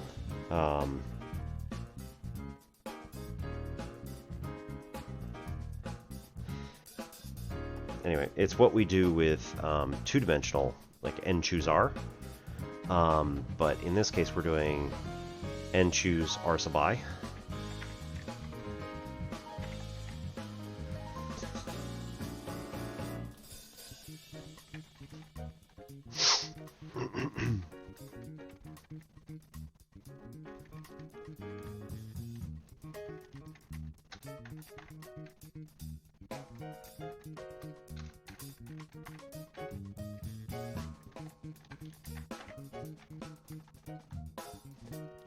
Yes. What are you doing?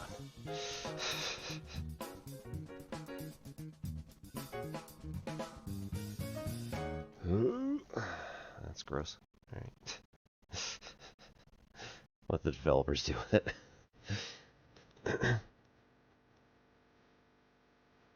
I mean, like, I could just create a, for loop or whatever and multiply them all together, but that's no fun.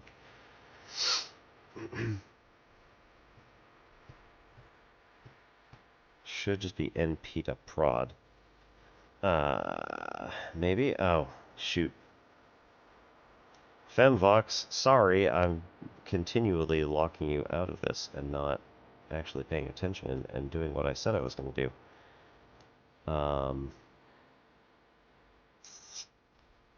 We need to. Flowers. Settings. Stream? Question mark.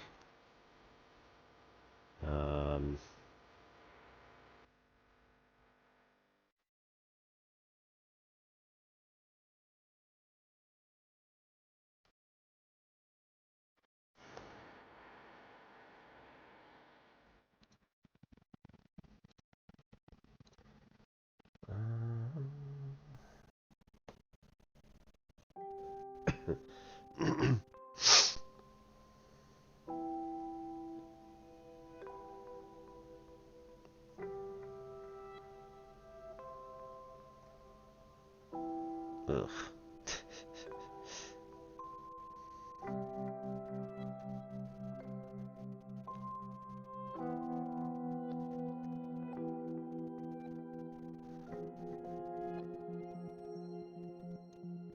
Channel.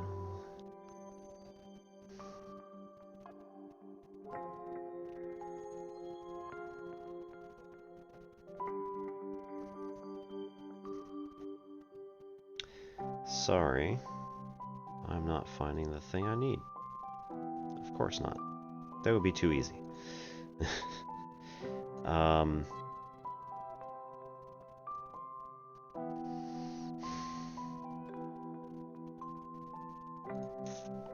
So the issue is I have somewhere set that only people who are like verified or whose phone number is verified should be allowed to chat. Where is that? Is it under community? No.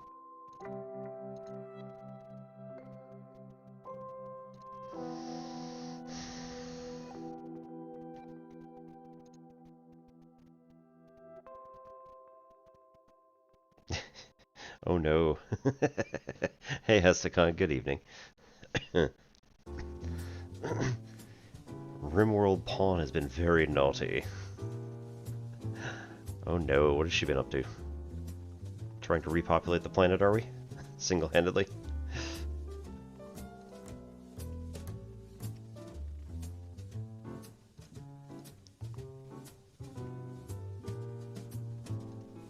Oh my god, come on.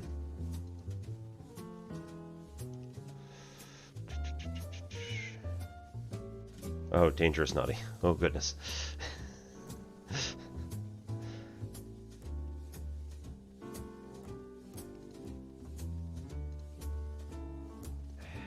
Come on. Injured her biological eye to only 1 degree above destroyed. Oh, good. She always wanted to be a cyborg, right?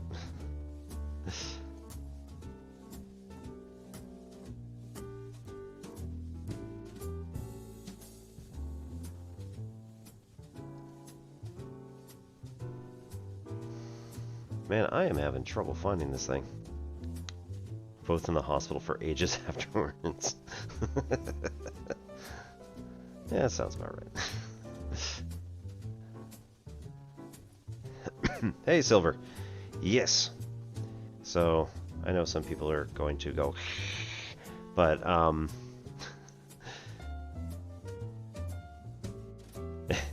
giving you an excuse to bork Finn up. Yeah. I was just trying to find a, quick thing, which was supposed to be quick. It turned out I can't freaking find it. My intent was to take off the requirement of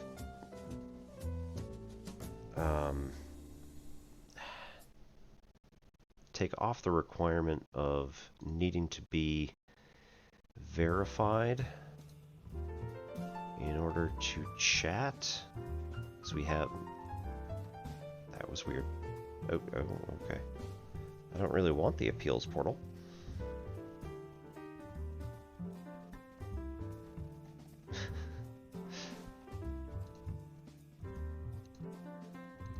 That's not what I asked for. Okay, cool. Variation. Oh my god, Ren! Hi.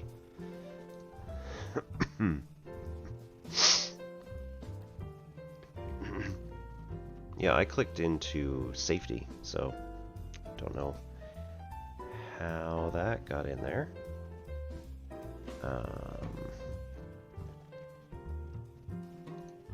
I understand. I'm sorry. This is probably terribly boring to. You're not even watching what I'm doing. So I'm just trying to figure out why, where I can go to change that particular setting. Safety center? See, I thought that's what I did before. No, that's not it either. Alright, screw it. I'll do it later. Or won't do it later. Oh my god, Ren! Yeah. I don't even know who that was. Okay. Go to the line, if verified, then chat equals yes.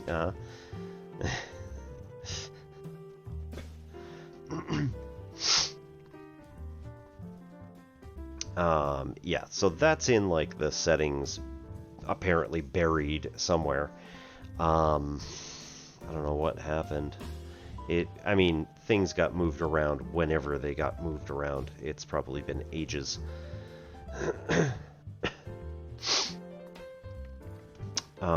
Okay, so here's what we're doing. We're saying that we want to have somebody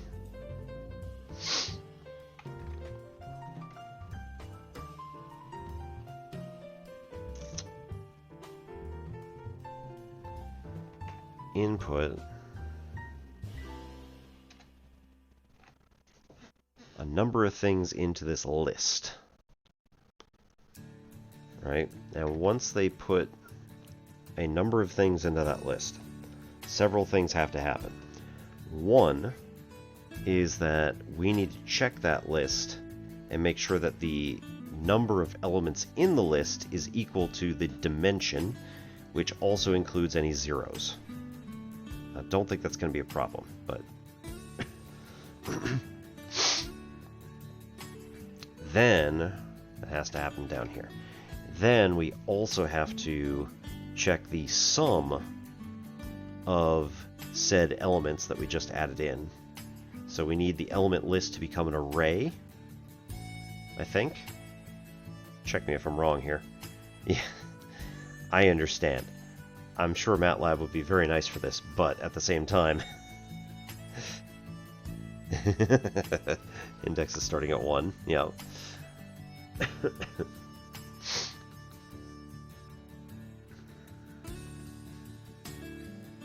Okay, so we need row to also be int of that. I think we could probably just, in fact, make it dim equals int input. I didn't want to tempt fate.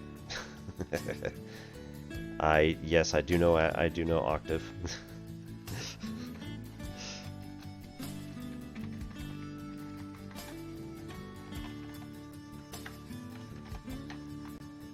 Strongly typed.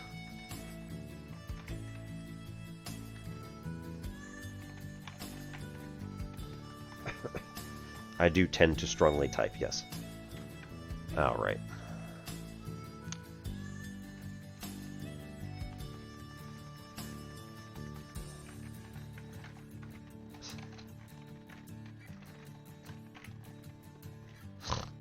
There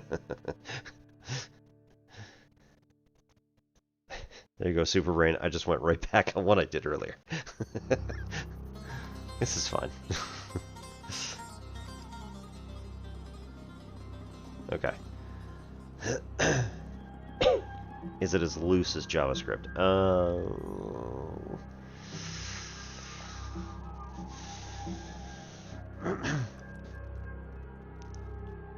I'd say it's probably about as easy to get into, regardless of how it is typed.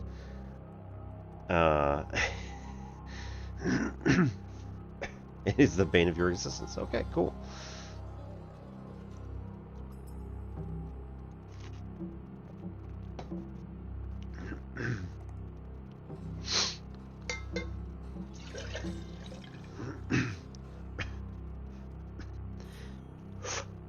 I mean, like, MATLAB is extremely loose on, like, types because it assumes that everything is either a number or it assumes that literally everything is an array.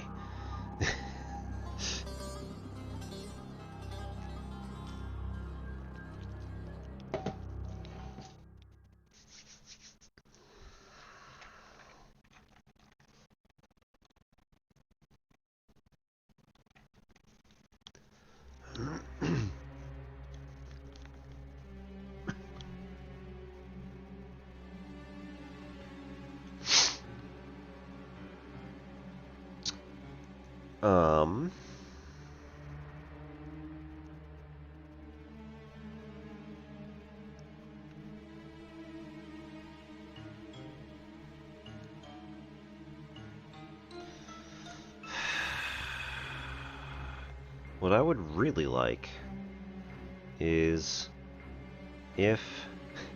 I'd really like this to work like BASIC, where if they input something invalid, it just goes back to the appropriate input. That's obviously not going to happen unless there's some while.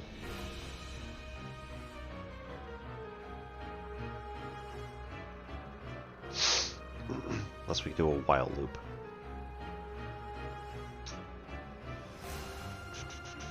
So we need like... Oh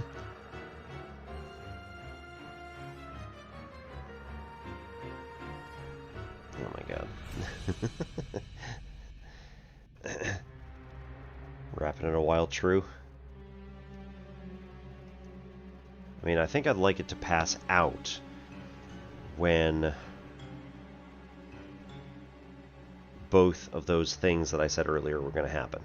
So one is the number of elements in the list, in the element list, needs to be the same as the dimension, and the sum of those numbers needs to be the same as the row number.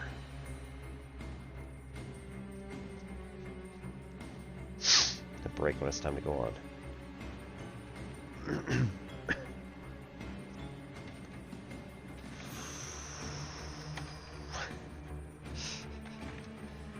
Okay, so how do we do this?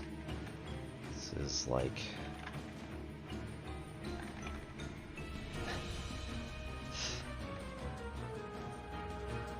I don't actually know what I'm doing here.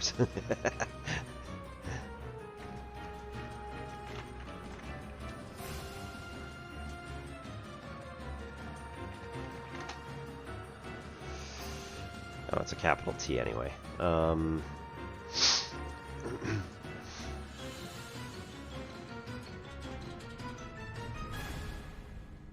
Okay, while true, colon, and then do the things. If this is true, then break. Okay.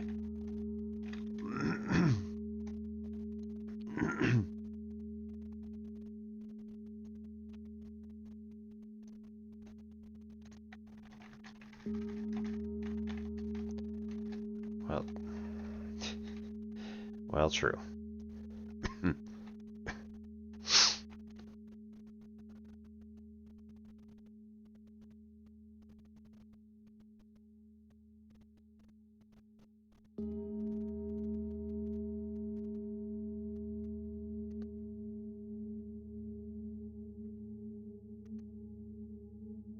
Tiniest amount of markdown.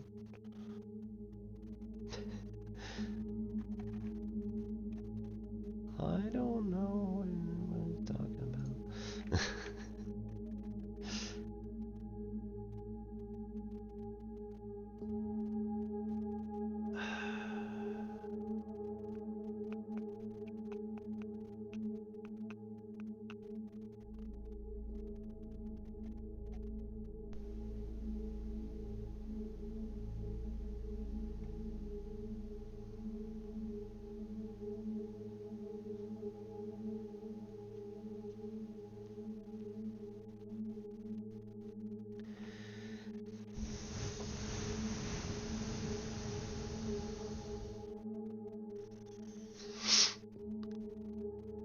Okay. I think I would rather...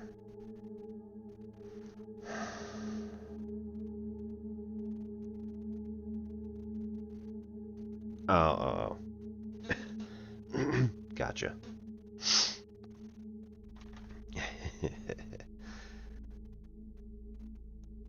But that would be too easy.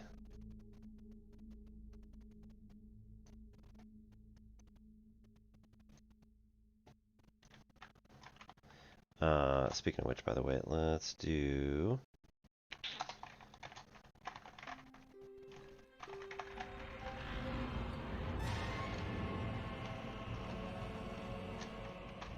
Oop.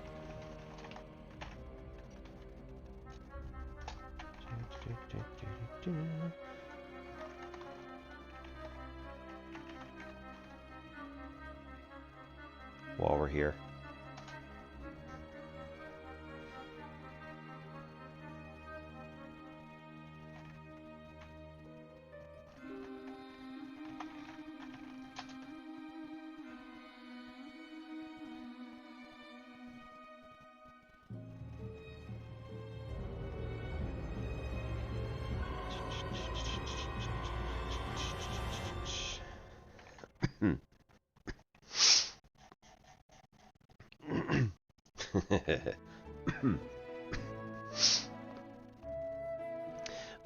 So generally speaking, the streamers on the Chads give out saves for any time that people have been keeping the conversation going and, you know, attempting to help. I am beyond help, but nonetheless.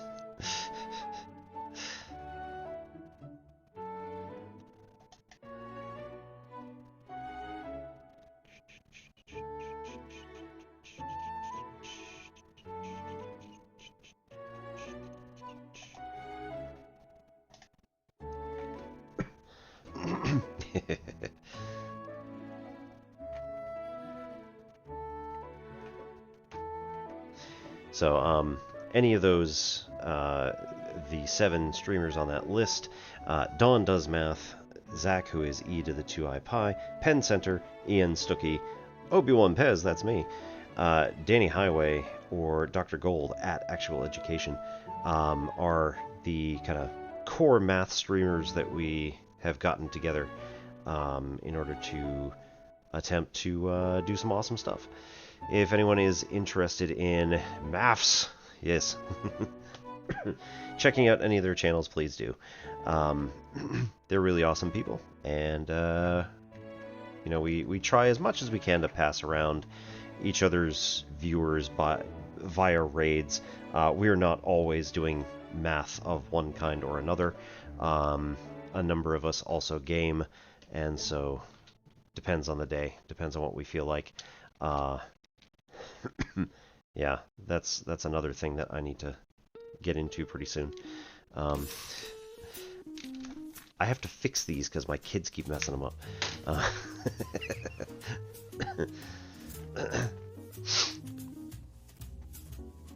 Math Blaster. Awesome. Yep. Apple IIe for the win.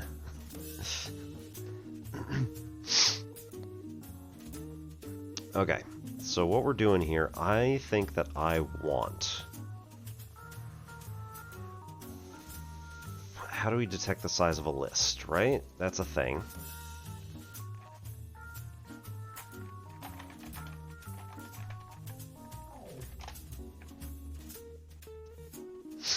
Len. Alright, cool. While len of element list is less than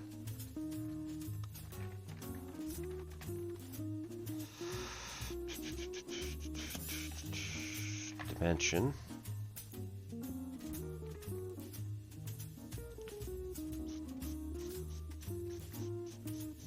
what? Okay. That's fair.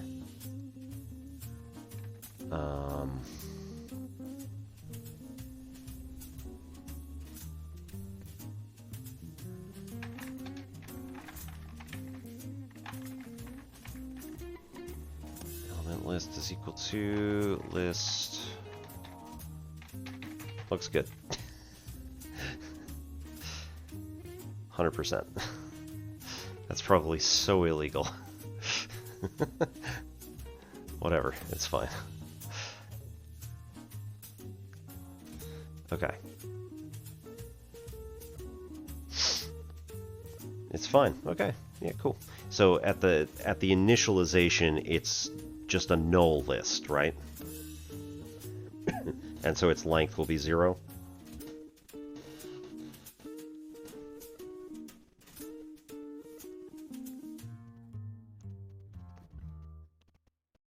Okay, cool. Okay, so while length of this list is less than the dimension, and that's not it. Whatever. Sum of... I need to turn that list into an array?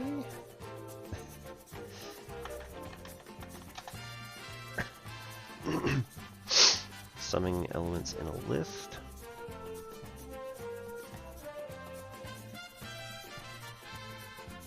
It's just and. Okay. Yeah, I'm doing MATLAB apparently again.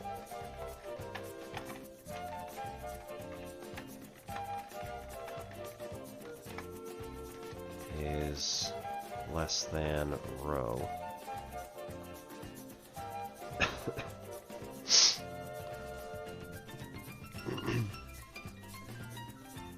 Okay.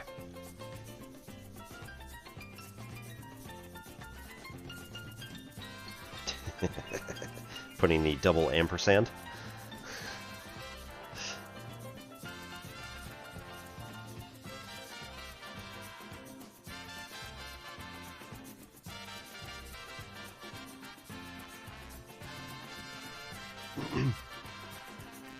I'm feeling good about that. That's pretty cool. Okay.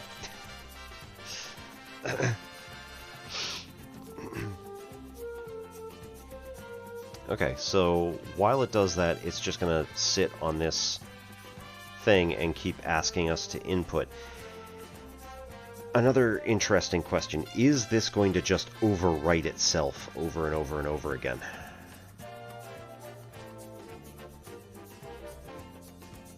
Avoiding camel case? That's some serious anding, yeah.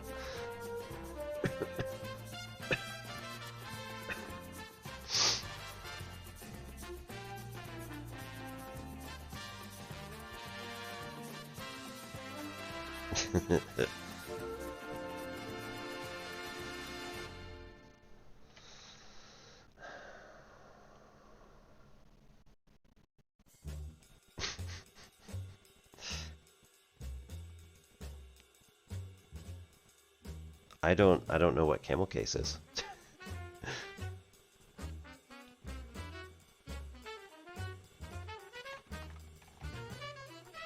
Okay. So next question, right? Do we need to break out of this loop, or will it just automatically break whenever it's ready?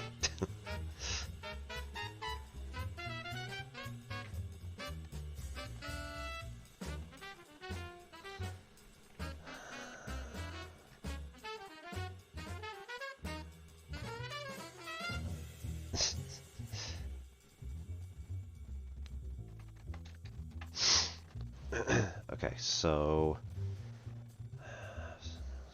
we want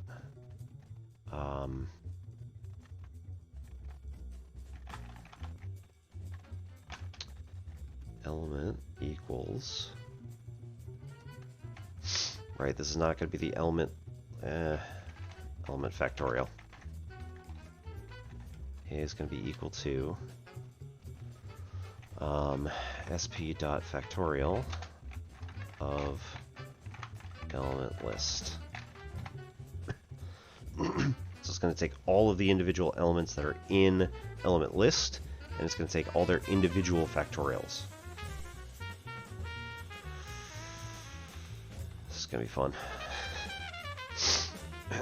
Alright, and then what we want is the product of all numbers inside of element fact. Yay.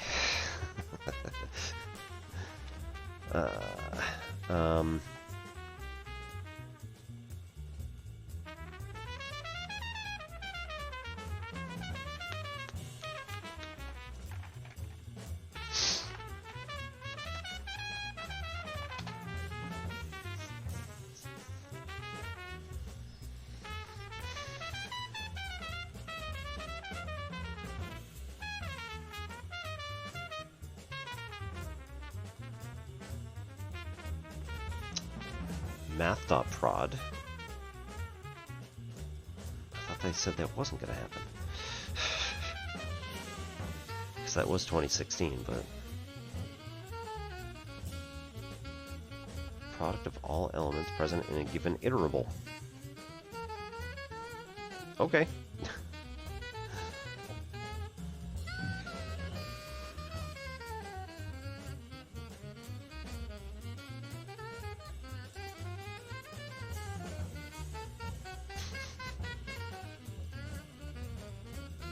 Okay. Although we do have to redo sp dot. We'll see if this is a possibility. Prod.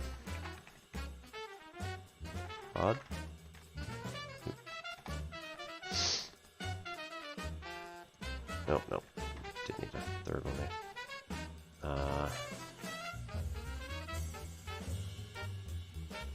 Rating party! It's a rating party! Hey Zach, how's everybody doing? My name is Obi-Wan Pez, this is N Simplex Pachinko.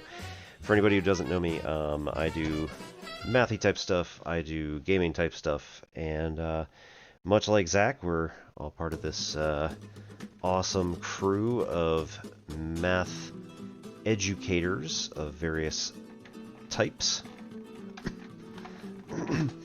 The core 7 are here. Dawn does math. Zach, e to the 2i pi, who just came in. Penn Center, Ian Stuckey, Obi, myself, Danny Highway, and Dr. Gold at Actual Education. So the 7 of us, generally speaking, try to create or are in the middle of creating this community of math educators.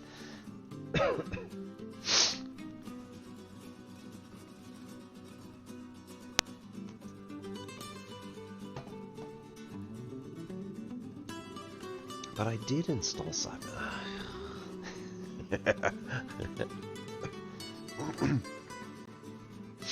I mean, to be fair, I installed SciPy on my computer, not into PyCharm, so okay, fine.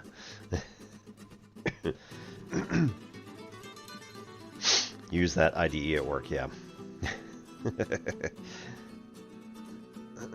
Okay, so sp.prod, question mark? Does it work?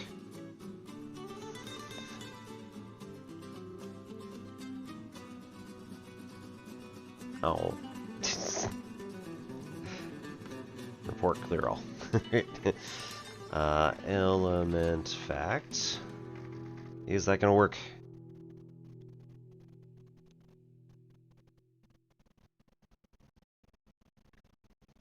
Maybe. Okay, cool.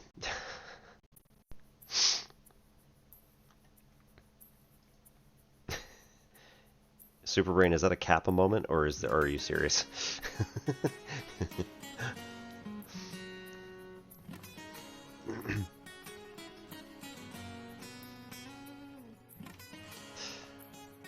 All right.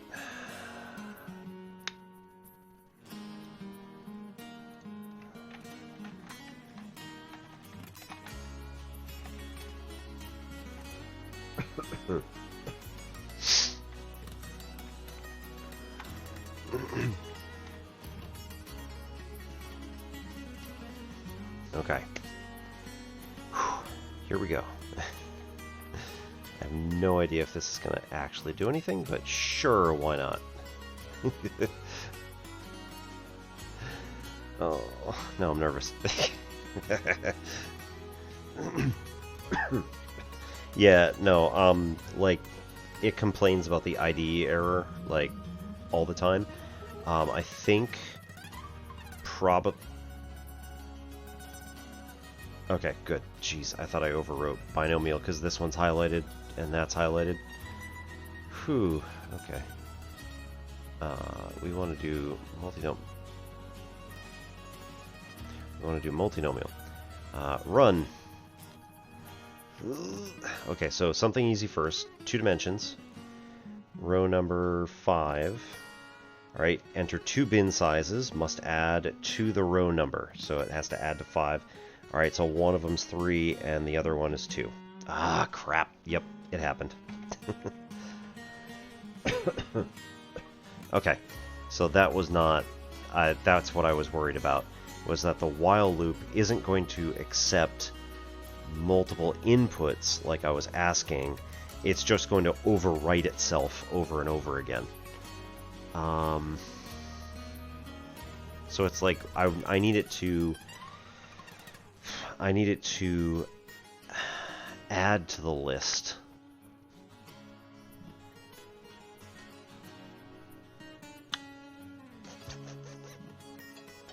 What if I write 3 space 2? Okay. Could also do that, yep. So let's just try this first, right? So 2 dimensions, we're gonna do row 5, 3, 2, like that. Why would you do that?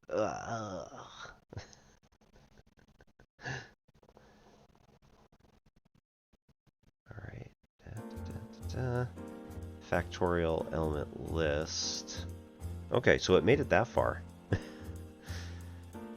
Sci-fi has no attribute factorial. Huh. Oh, yeah. sp.special.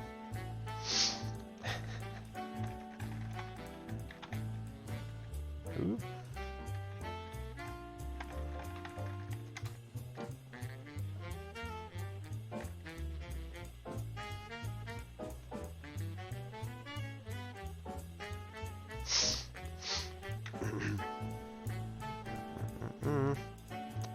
Let's try it again. 2, 5, 3, space 2. Nope. Prod does not exist. So is that also special? Probably not. Nope.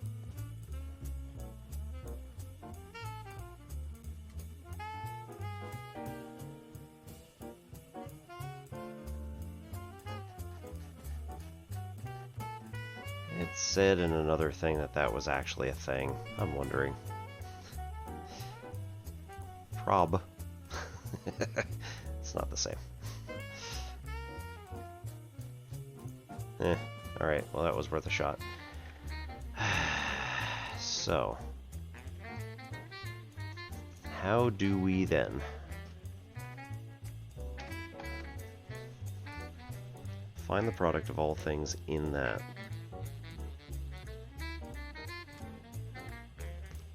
I mean, the good news is it's getting that far, right? It's getting down to choose. So it's like the last couple of steps in this whole...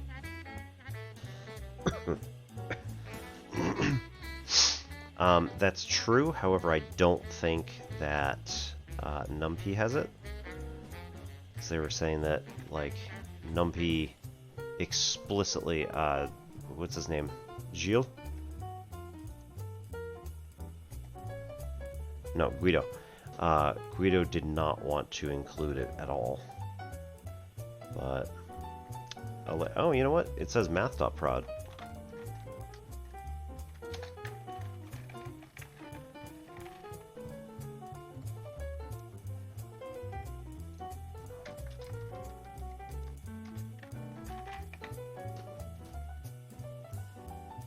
Calculate product of all elements in the iterable. Yeah. Okay. Oh. Huh.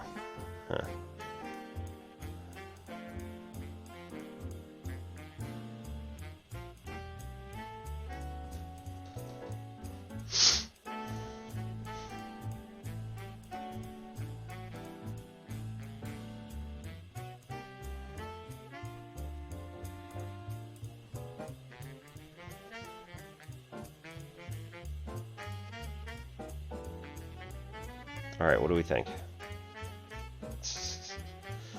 Police won't knock.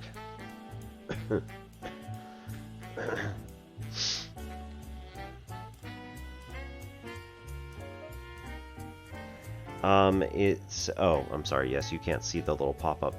It says unexpected type, float int nd array.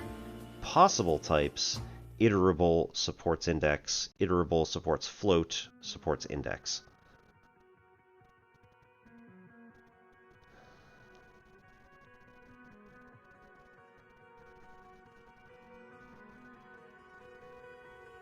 So element fact, I believe, is currently nd array for some reason. Should be a list. As oh, I didn't explicitly state that it was supposed to be a list, I guess. Maybe that's supposed to work? No?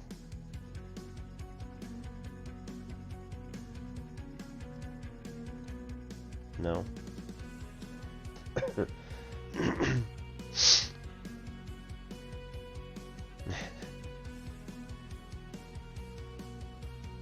Doesn't appear to be happy with that either, but we'll try.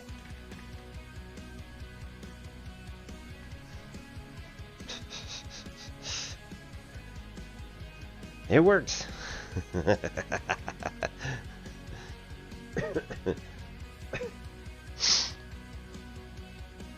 Alright, so here's the test, right?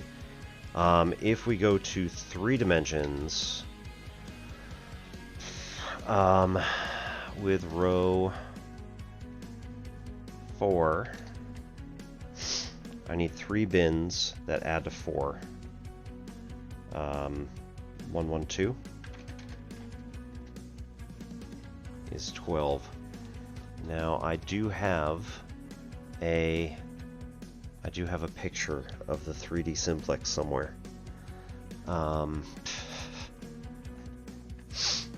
course I do, right? Like, it's my name. Oh, duh. It's right here. Hang on. Right there. Let's see. It's 1, 2, or 0, 1, 2, 3, 4. Yes. Yes, that's it. Yep. So, the one that's 14641 on the outsides, that is the fourth row down in the 3 simplex. And with 112, that's getting us to the inner bits. So 1 in one direction, 1 in a second direction, and 2 in the third direction. Cool. All right. So then I also want to check. Let's do 3, 1, 1, 1 should get us 6. Okay. So 3, 1, 1, 1.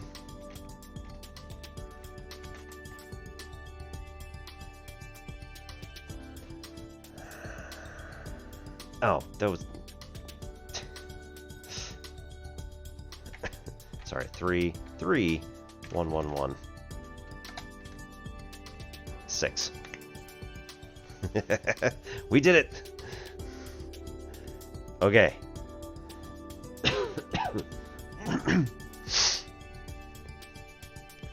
So...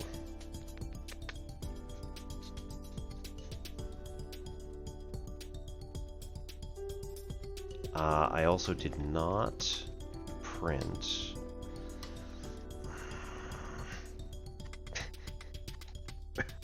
I did not print the entire row on the next line, so we're just gonna... element list in this case.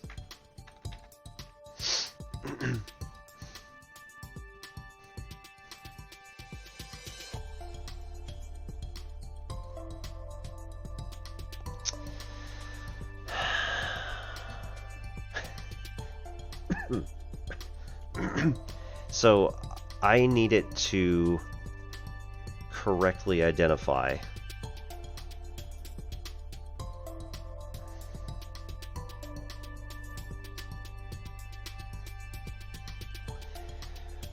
like you could calculate it, but the thing is that like I don't know, man. That seems to be a good verification step. It's like, is this really what you want?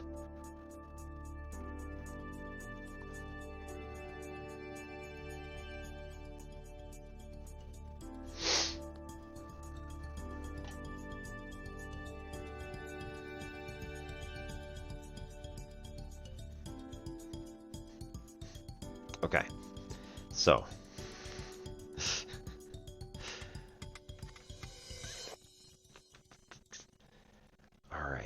so I can get something at will now to give me individual elements, and I know how to do that. So here's the next play, right? So the next play is we want to find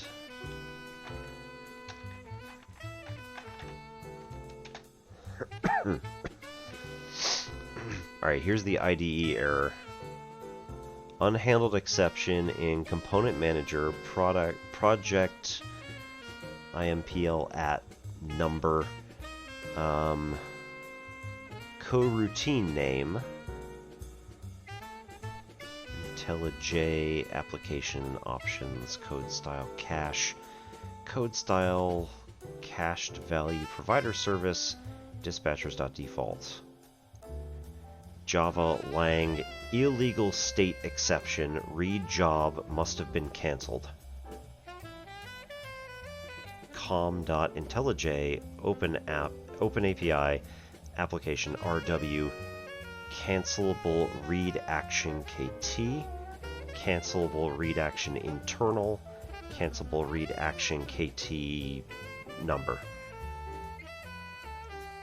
And same for several. There's like several errors that are all popping up on coroutines.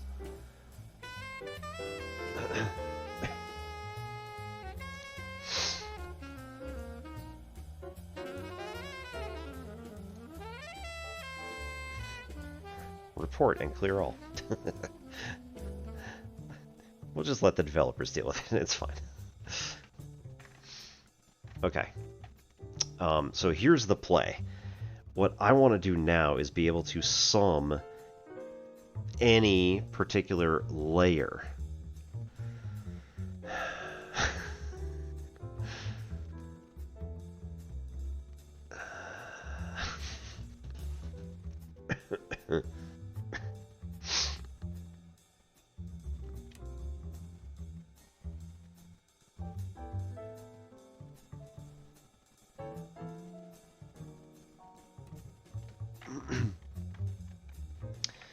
So we're going to say we want to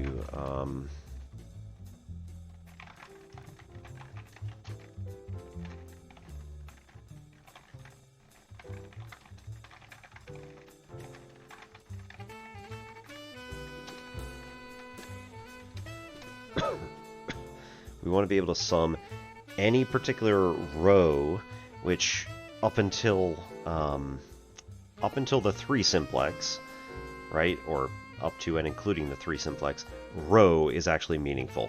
All we're doing is we're taking a horizontal slice across the particular simplex that we're talking about. The 1 simplex is very easy because it's just all ones. It's a line.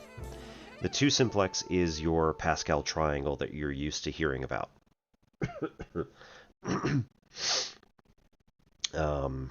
Also dating back to Yang Hui and all the other mathematicians that we were talking about during our history stream a long time ago. Yes, so we basically want to take the n-1 hyperplane that cuts through any particular simplex at that particular row, again, along that particular hyperplane, and find the sum of all elements of that thing. Yay! This is going to be difficult.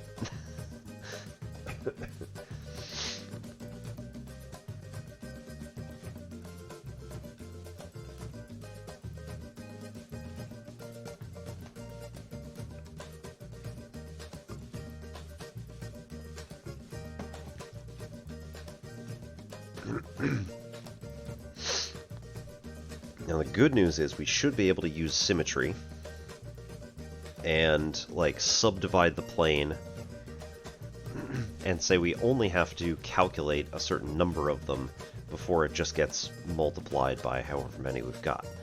But that symmetry, I don't think the symmetry is going to change per se, but like the numbers that we're using are going to change depending on the dimension.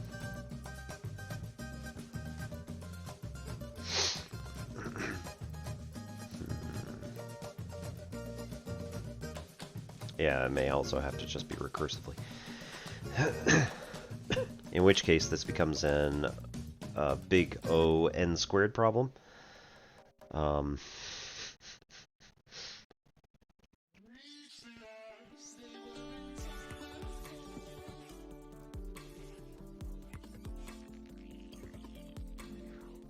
Because we're going to have to take...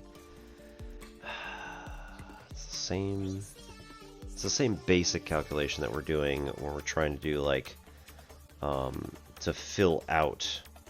I mean, that's what we're doing, really, is we're 2 to the n. Yeah, there we go.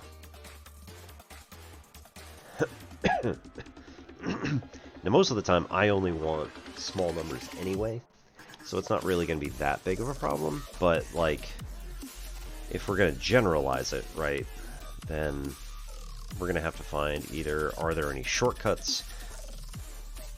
Can we do something with it?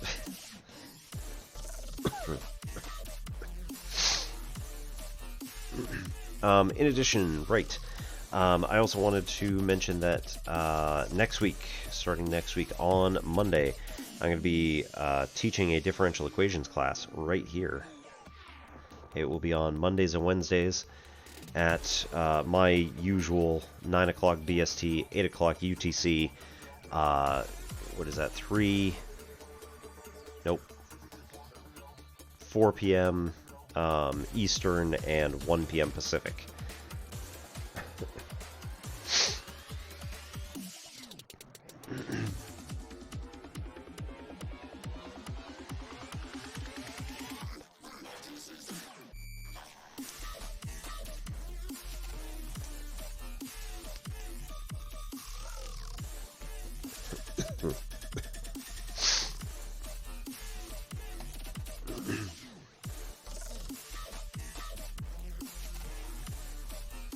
Probably. Because it's a 7th dimensional. Right, it's a 7th dimensional slice. And you're going to have to reorder all possible... Well, we don't have to reorder because they themselves are choose functions.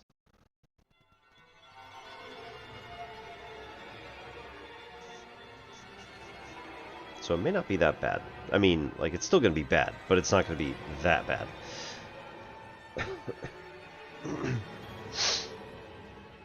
But I shouldn't have to call the multinomial every time that I want a new number.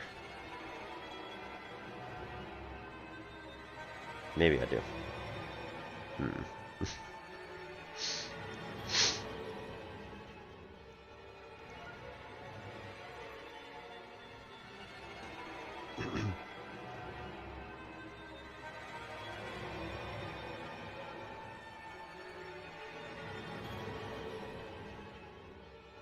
But anyway, the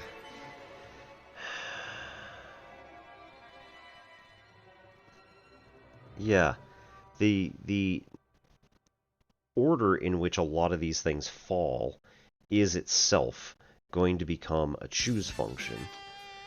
And so, like, it should be able to be calculated via symmetry in that way.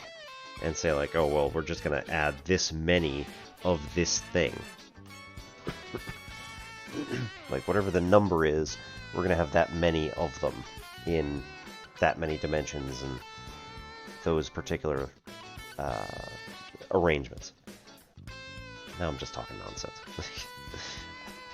I think you may get it, but...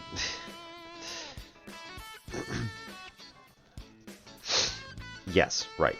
Yes. But again, symmetry should be the answer here, because all of the sub-simplices are choose functions. Yeah.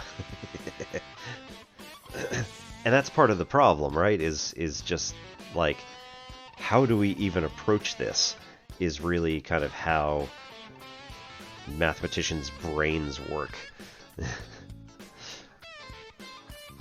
Trying to figure this out by itself is itself the exercise that is important. I can't tell you how many times during the creation of, like, getting this far in the research that I've done, I've been like, oh, that's it? Like, I come up with a result and it's just kind of like, oh, that's kind of disappointing, because it's just like something that I should have probably figured out a long time ago. But it's somewhat amusing. Oh, I need to keep that. Yeah. It's the chase that's the cool part. Then you get the result and you're like, oh. Somebody could have figured, or somebody figured that out 200 years ago. I've definitely done that one. In fact, the multinomial formula, I was super jazzed that I had figured it out. And I wasn't on internet. So I had like 3 hours to be like, oh, this is awesome. And I kept looking through it and like trying to delve deeper and stuff like that. And then when I got back on the internet, I was like, okay, somebody probably has done something like this. And then I pulled it up and it was like, yeah, of course it is. It's like 2 seconds after Pascal found it. Somebody else found the multinomial one. And I was like, yeah, okay.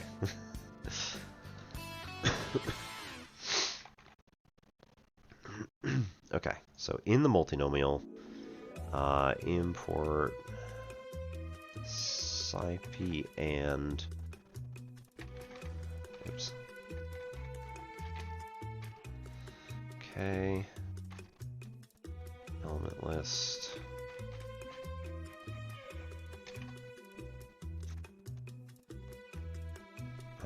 We don't really want the element... Well, we want the element list. But we're going to calculate it.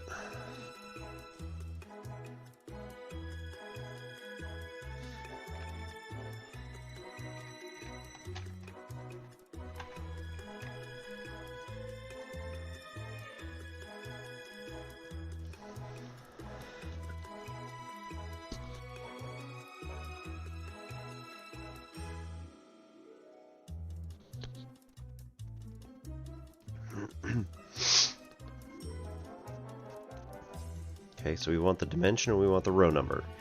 And then we want the computer to just calculate all of them.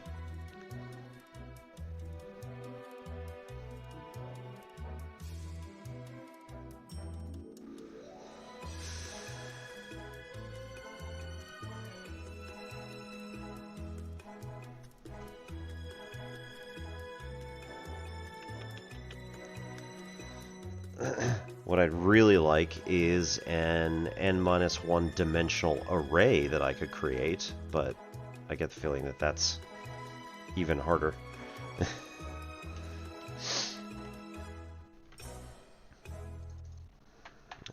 Python multidimensional array. Also known as matrices. Oh, come on.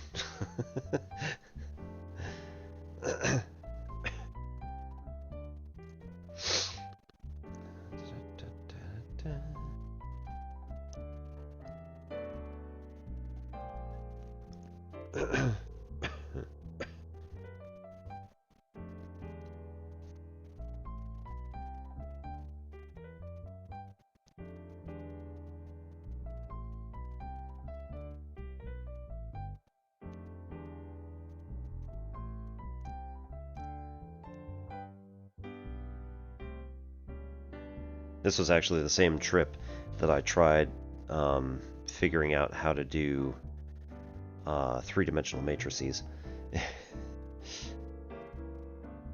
Yeah. Is that what it is? Is it actually tensors? I think that's what got me...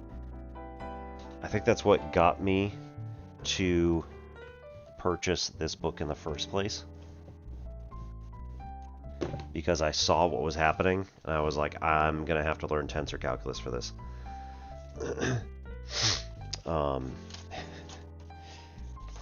I still made it through up to chapter 3, and then was like, I'm stuck.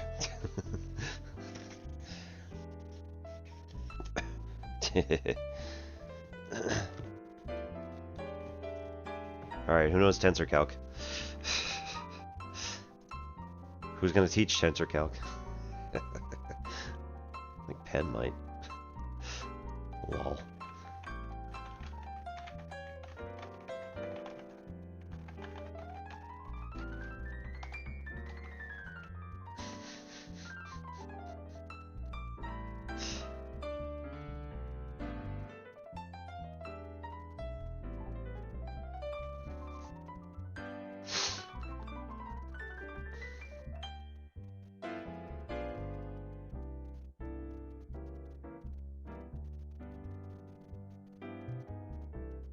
Ooh.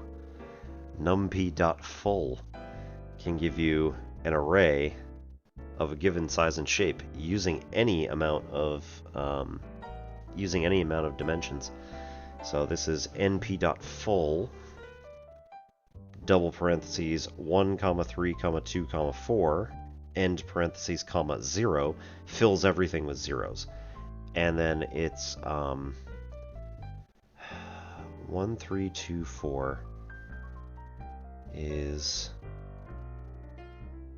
it's a vector in one dimension followed by 3 blocks of zeros in the second dimension, and they themselves are 2 by 4 matrices.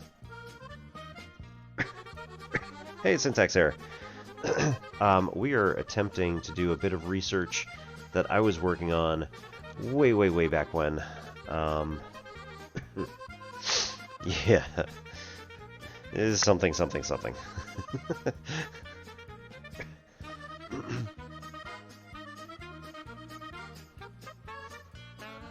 I mean, actually, calculus probably not, but yeah, doing...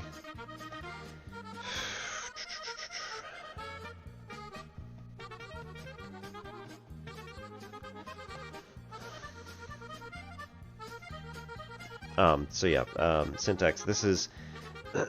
I was creating a program to first find the binomial distribution value for any particular location on what is commonly known as the Pascal triangle. So this involves like basically picking how many times on like a pachinko board would you want to go down in any particular direction. So you have on a standard pachinko board 2 directions you can go. Either the ball hits the peg and it goes to the left, or it goes to the right. And so we have 2 bins to tell us how many times it's going to go left and how many times it's going to go right. We don't care about the order in which that happens, just how many times does it go in either direction. And then it tells us how many different ways could we have gotten to that location.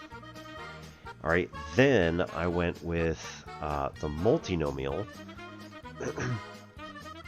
which then finds down here, okay, given the row number and given an element list that tells us how many ways it went in each of the 3 dimensions or 3 directions in 3 space. So typically when it hits a thing here, I got my channel, who's it's so over on the left there, the pachinko ball hits the center of the hexagons at the top, and it has one of 3 ways that it can go, A or B or C. I represent those either as vectors or, in this particular case, just how many times is it going in each of those directions. At the bottom, where it says n equals 3, that's actually a representation of that exact thing. It's just that it's having a bit of a hard time expressing how it's going to do that without having a ridiculous number of lines and or stacking up the next few rows very awkwardly. But the picture on the left really gives the best impression of what exactly is going on there. So at each individual step, the ball is going to hit the center of any 3 hexagons, and it is then going to have the physical option of going to the A direction, the B direction, or the C direction. And so we say, how many times is it going to go to each of them? So down here we said, let's just pick, like I did this a few times, but this one I picked 1 and 1 and 1. So how many different ways can it go in the A direction, the B direction, and the C direction, and then make it down to that particular location?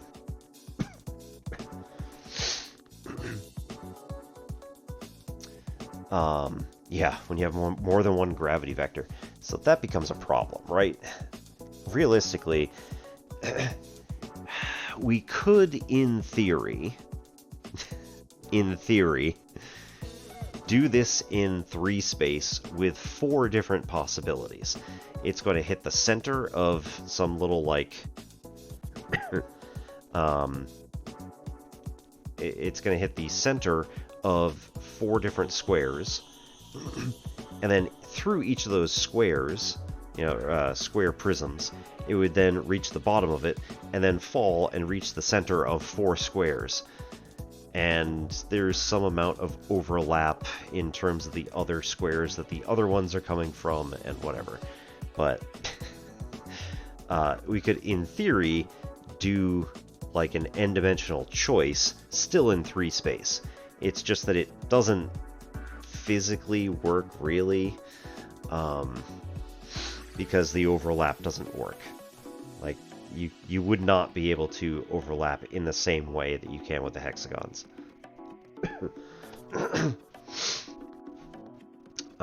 So it'd be interesting to figure it out, but no, it's not going to actually happen. Right. So that's my answer to your question. It doesn't actually work. It could, in theory, work, but then every time it drops through another one, it has to have the correct choice of n options that are going to come from the one above it. So, like, which other ones is it actually connected to?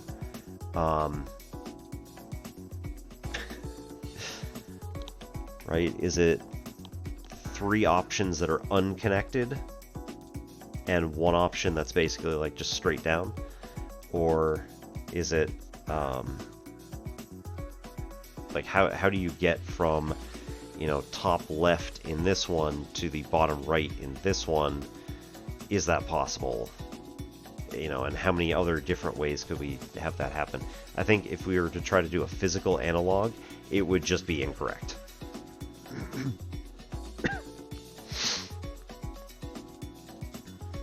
Like, I've thought about it somewhat, but obviously haven't actually done it. So our multinomial works just fine, and if we were to do something like, let's go crazy.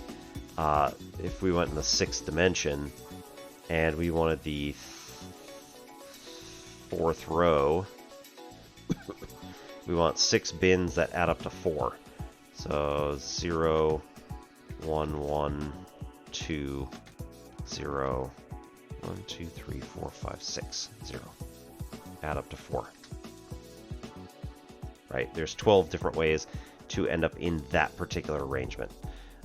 If we went much bigger than that, let's go 6th dimension, 12th row,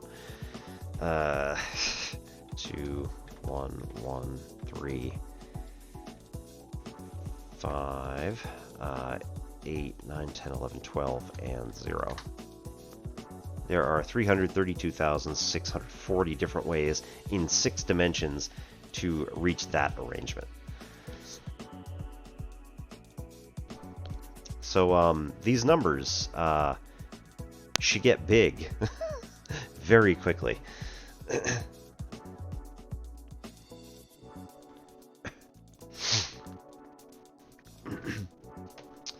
So the next question is, can we find a sort of nice way to find all of the different numbers that we could get in that particular row?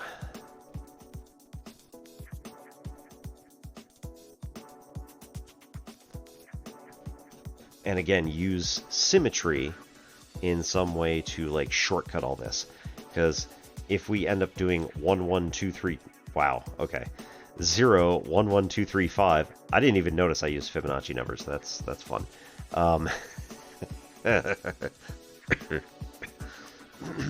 If we use 0, 1, 1, 2, 3, 5, or if we do 2, 1, 1, 3, 5, 0, or any of the other arrangements, we just the sum of the array. So yes, again, what we'd end up having here is that we want, what is this? This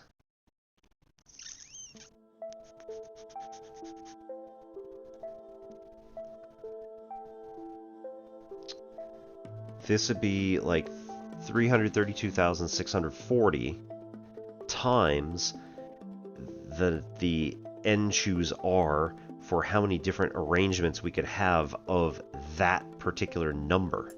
So like everything with 0, 1, 1, 2, 3, 5, no matter what the arrangement is, would then multiply by 332,640, which in this case is, 12 choose 1, 1, 1, 1, 2, 0. Something like that. That's not right.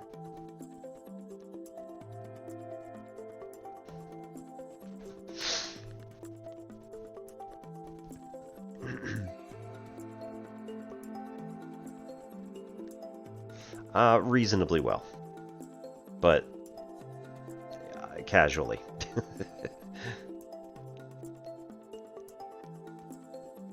I know more about the golden ratio and how it shows up in the Fibonacci sequence than I do necessarily about the Fibonacci sequence itself.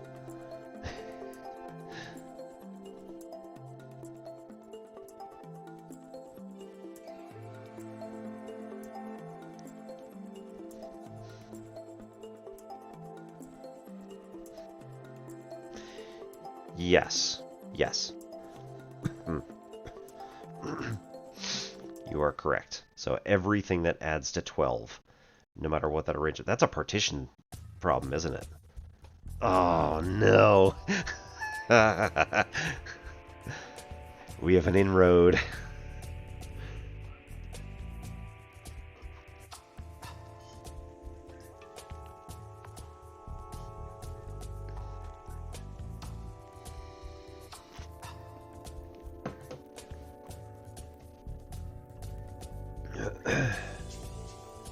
That's it.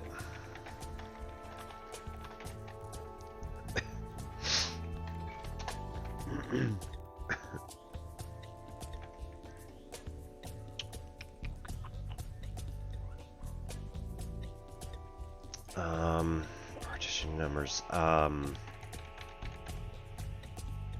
Like, I don't freaking know.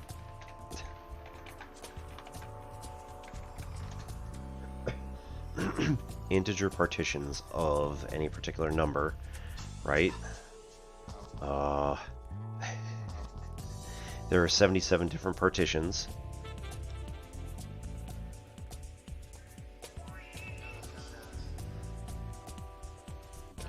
But, remember, they are symmetric.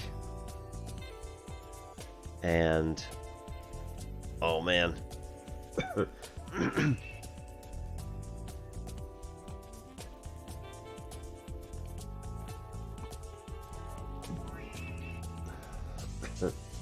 Okay, so for 12,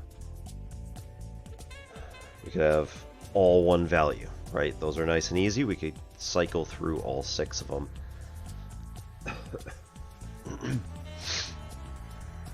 And again, that would be a choose problem. Split into 2 groups, there are 6 different combinations. Split into 3 groups, there are 12 different combinations. Split into 4 groups, there are 15 different combinations. And split into 5 groups, there are 13 different combinations.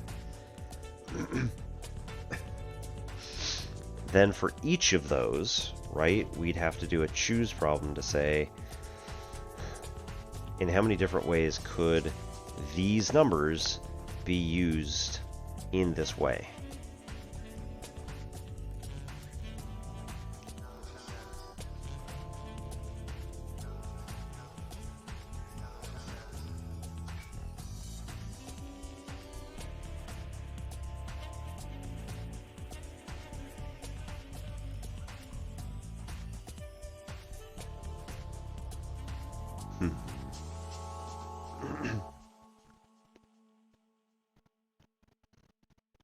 Okay. I'm gonna have to think about this.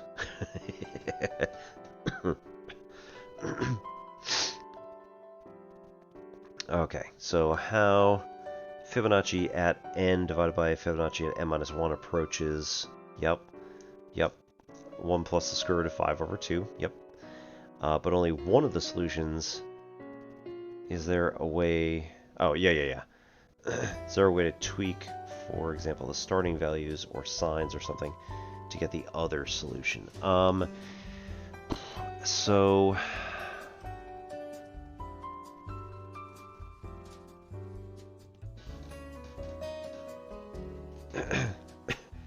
The problem with that one is that you're going to have to have a negative ratio between the solutions. So you're going to have to do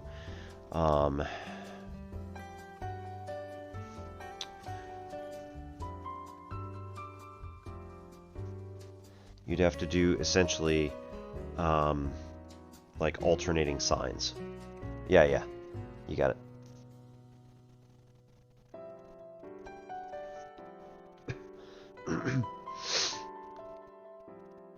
But I'm not necessarily sure that that's actually going to come up with the...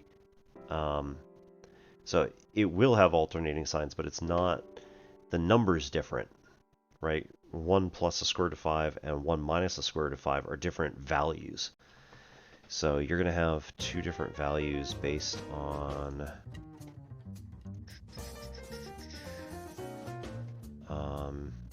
Here.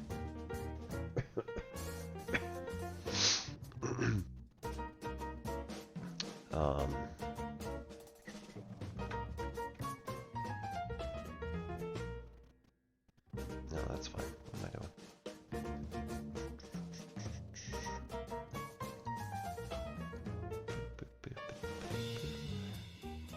No offense, but y'all don't need to see it.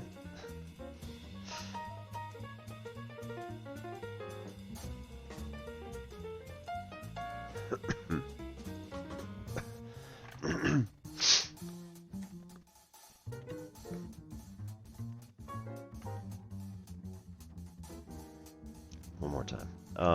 Right, so 1 minus square root of 5 all over 2.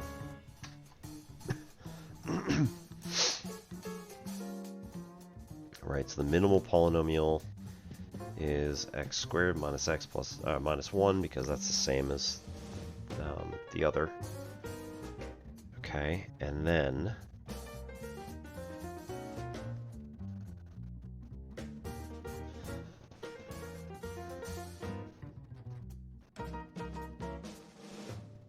it's like we want, yeah, negative 1 over phi.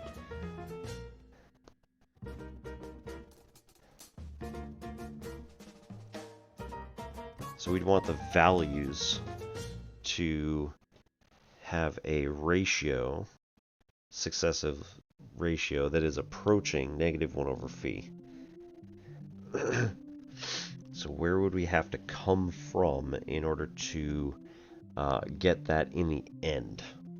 That's going to be a little bit more tricky.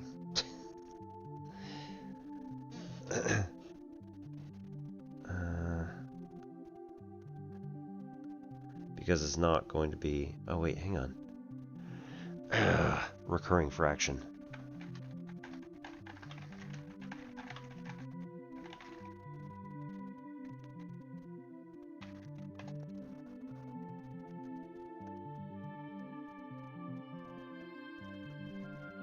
That's not what I want. No. That's not what I meant. That's a different word. Infinite fraction?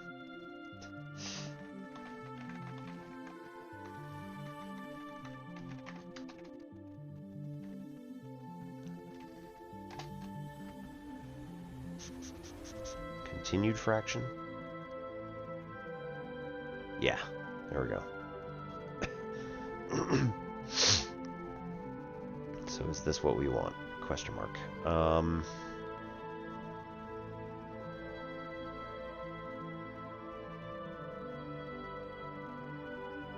maybe not.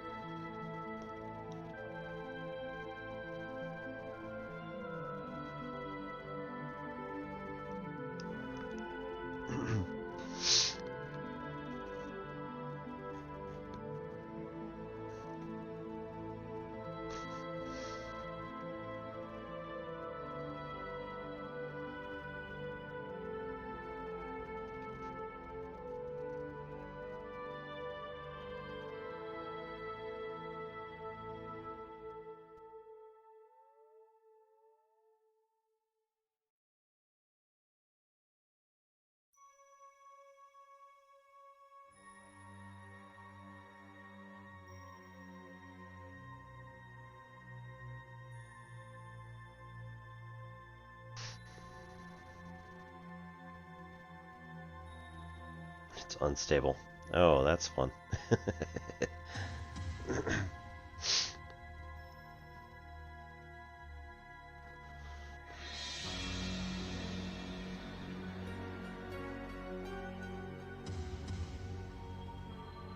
Which sounds weird.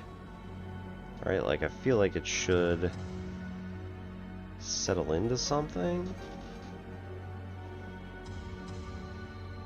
Man.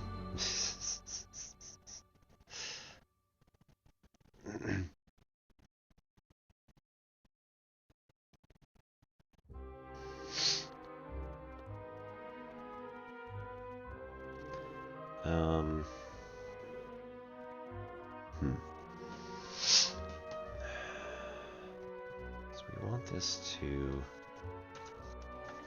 shrink down to nothing. If we want...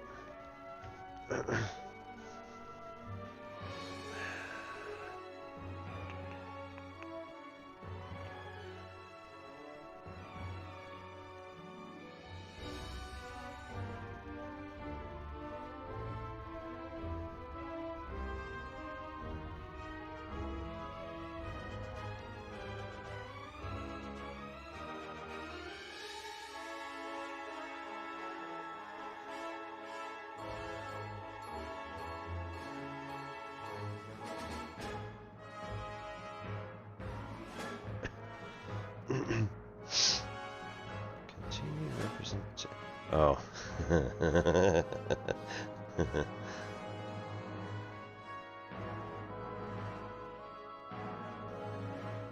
Oh my goodness. Yes, that is so awesome. I forgot. I think I remember this at some point. The continued fraction version of phi. Alright, there we go. It's given here. The golden ratio is just 1 plus 1 over 1 plus 1 over 1 plus 1 over 1 plus 1 over forever. And then the multiplicative inverse of it is 0 plus 1 over 0 plus 1 over 0 plus 1 over. It's not that that necessarily helps, but...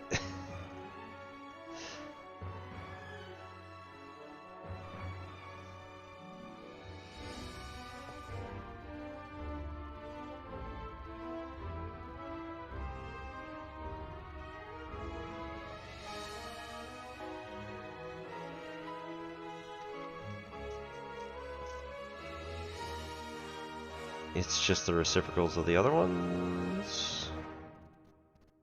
Yeah, it is.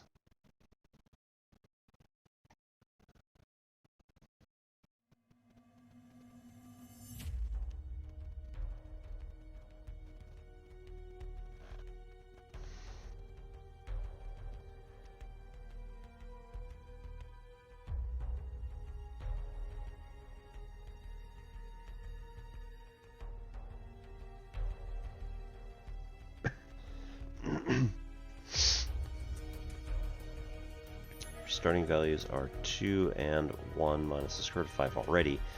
Ratio will start at the second solution and stay there.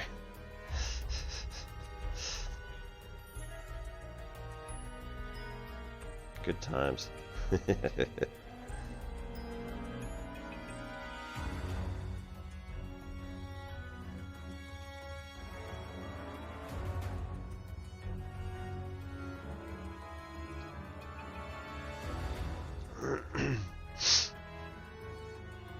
Alright. We're getting towards 12:30 and my batteries are dying, so we're gonna read out here. Thank you everybody for coming on in. We will be back on yeah, no. It's well, that's the wrong window. Whee!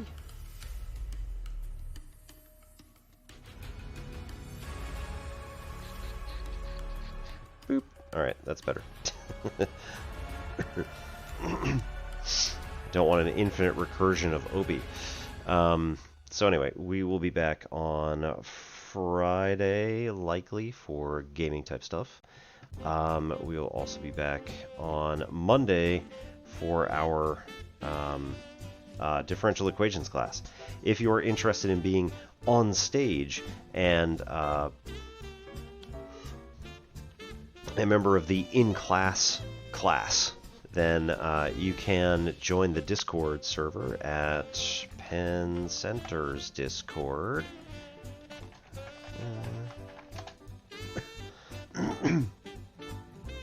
Look over on the left, down toward the bottom, some of the hidden channels that are there. One of them is class differential equations. So feel free to join in there, vote on, yes, I would like to join, and if you can make it, that's great. If you don't have like prior experience in calculus differential equations, you can still come along and just have some fun in the Twitch chat, hang out, and just be a member of the class that way. If you would still like to be a more active participant but don't want to be in the Discord call, that's perfectly fine. You can just join up with the chat, with class. Sorry, you can join class with the rest of chat. There we go. At any rate, let's see who's on tonight. So we have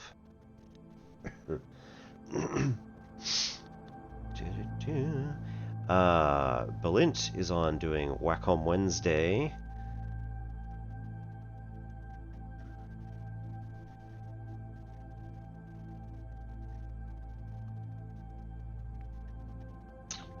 Yup. Not a whole lot of education. There we go. Paleontologizing is on doing recap of the field work that was going on. They found a new dinosaur. So actually that's...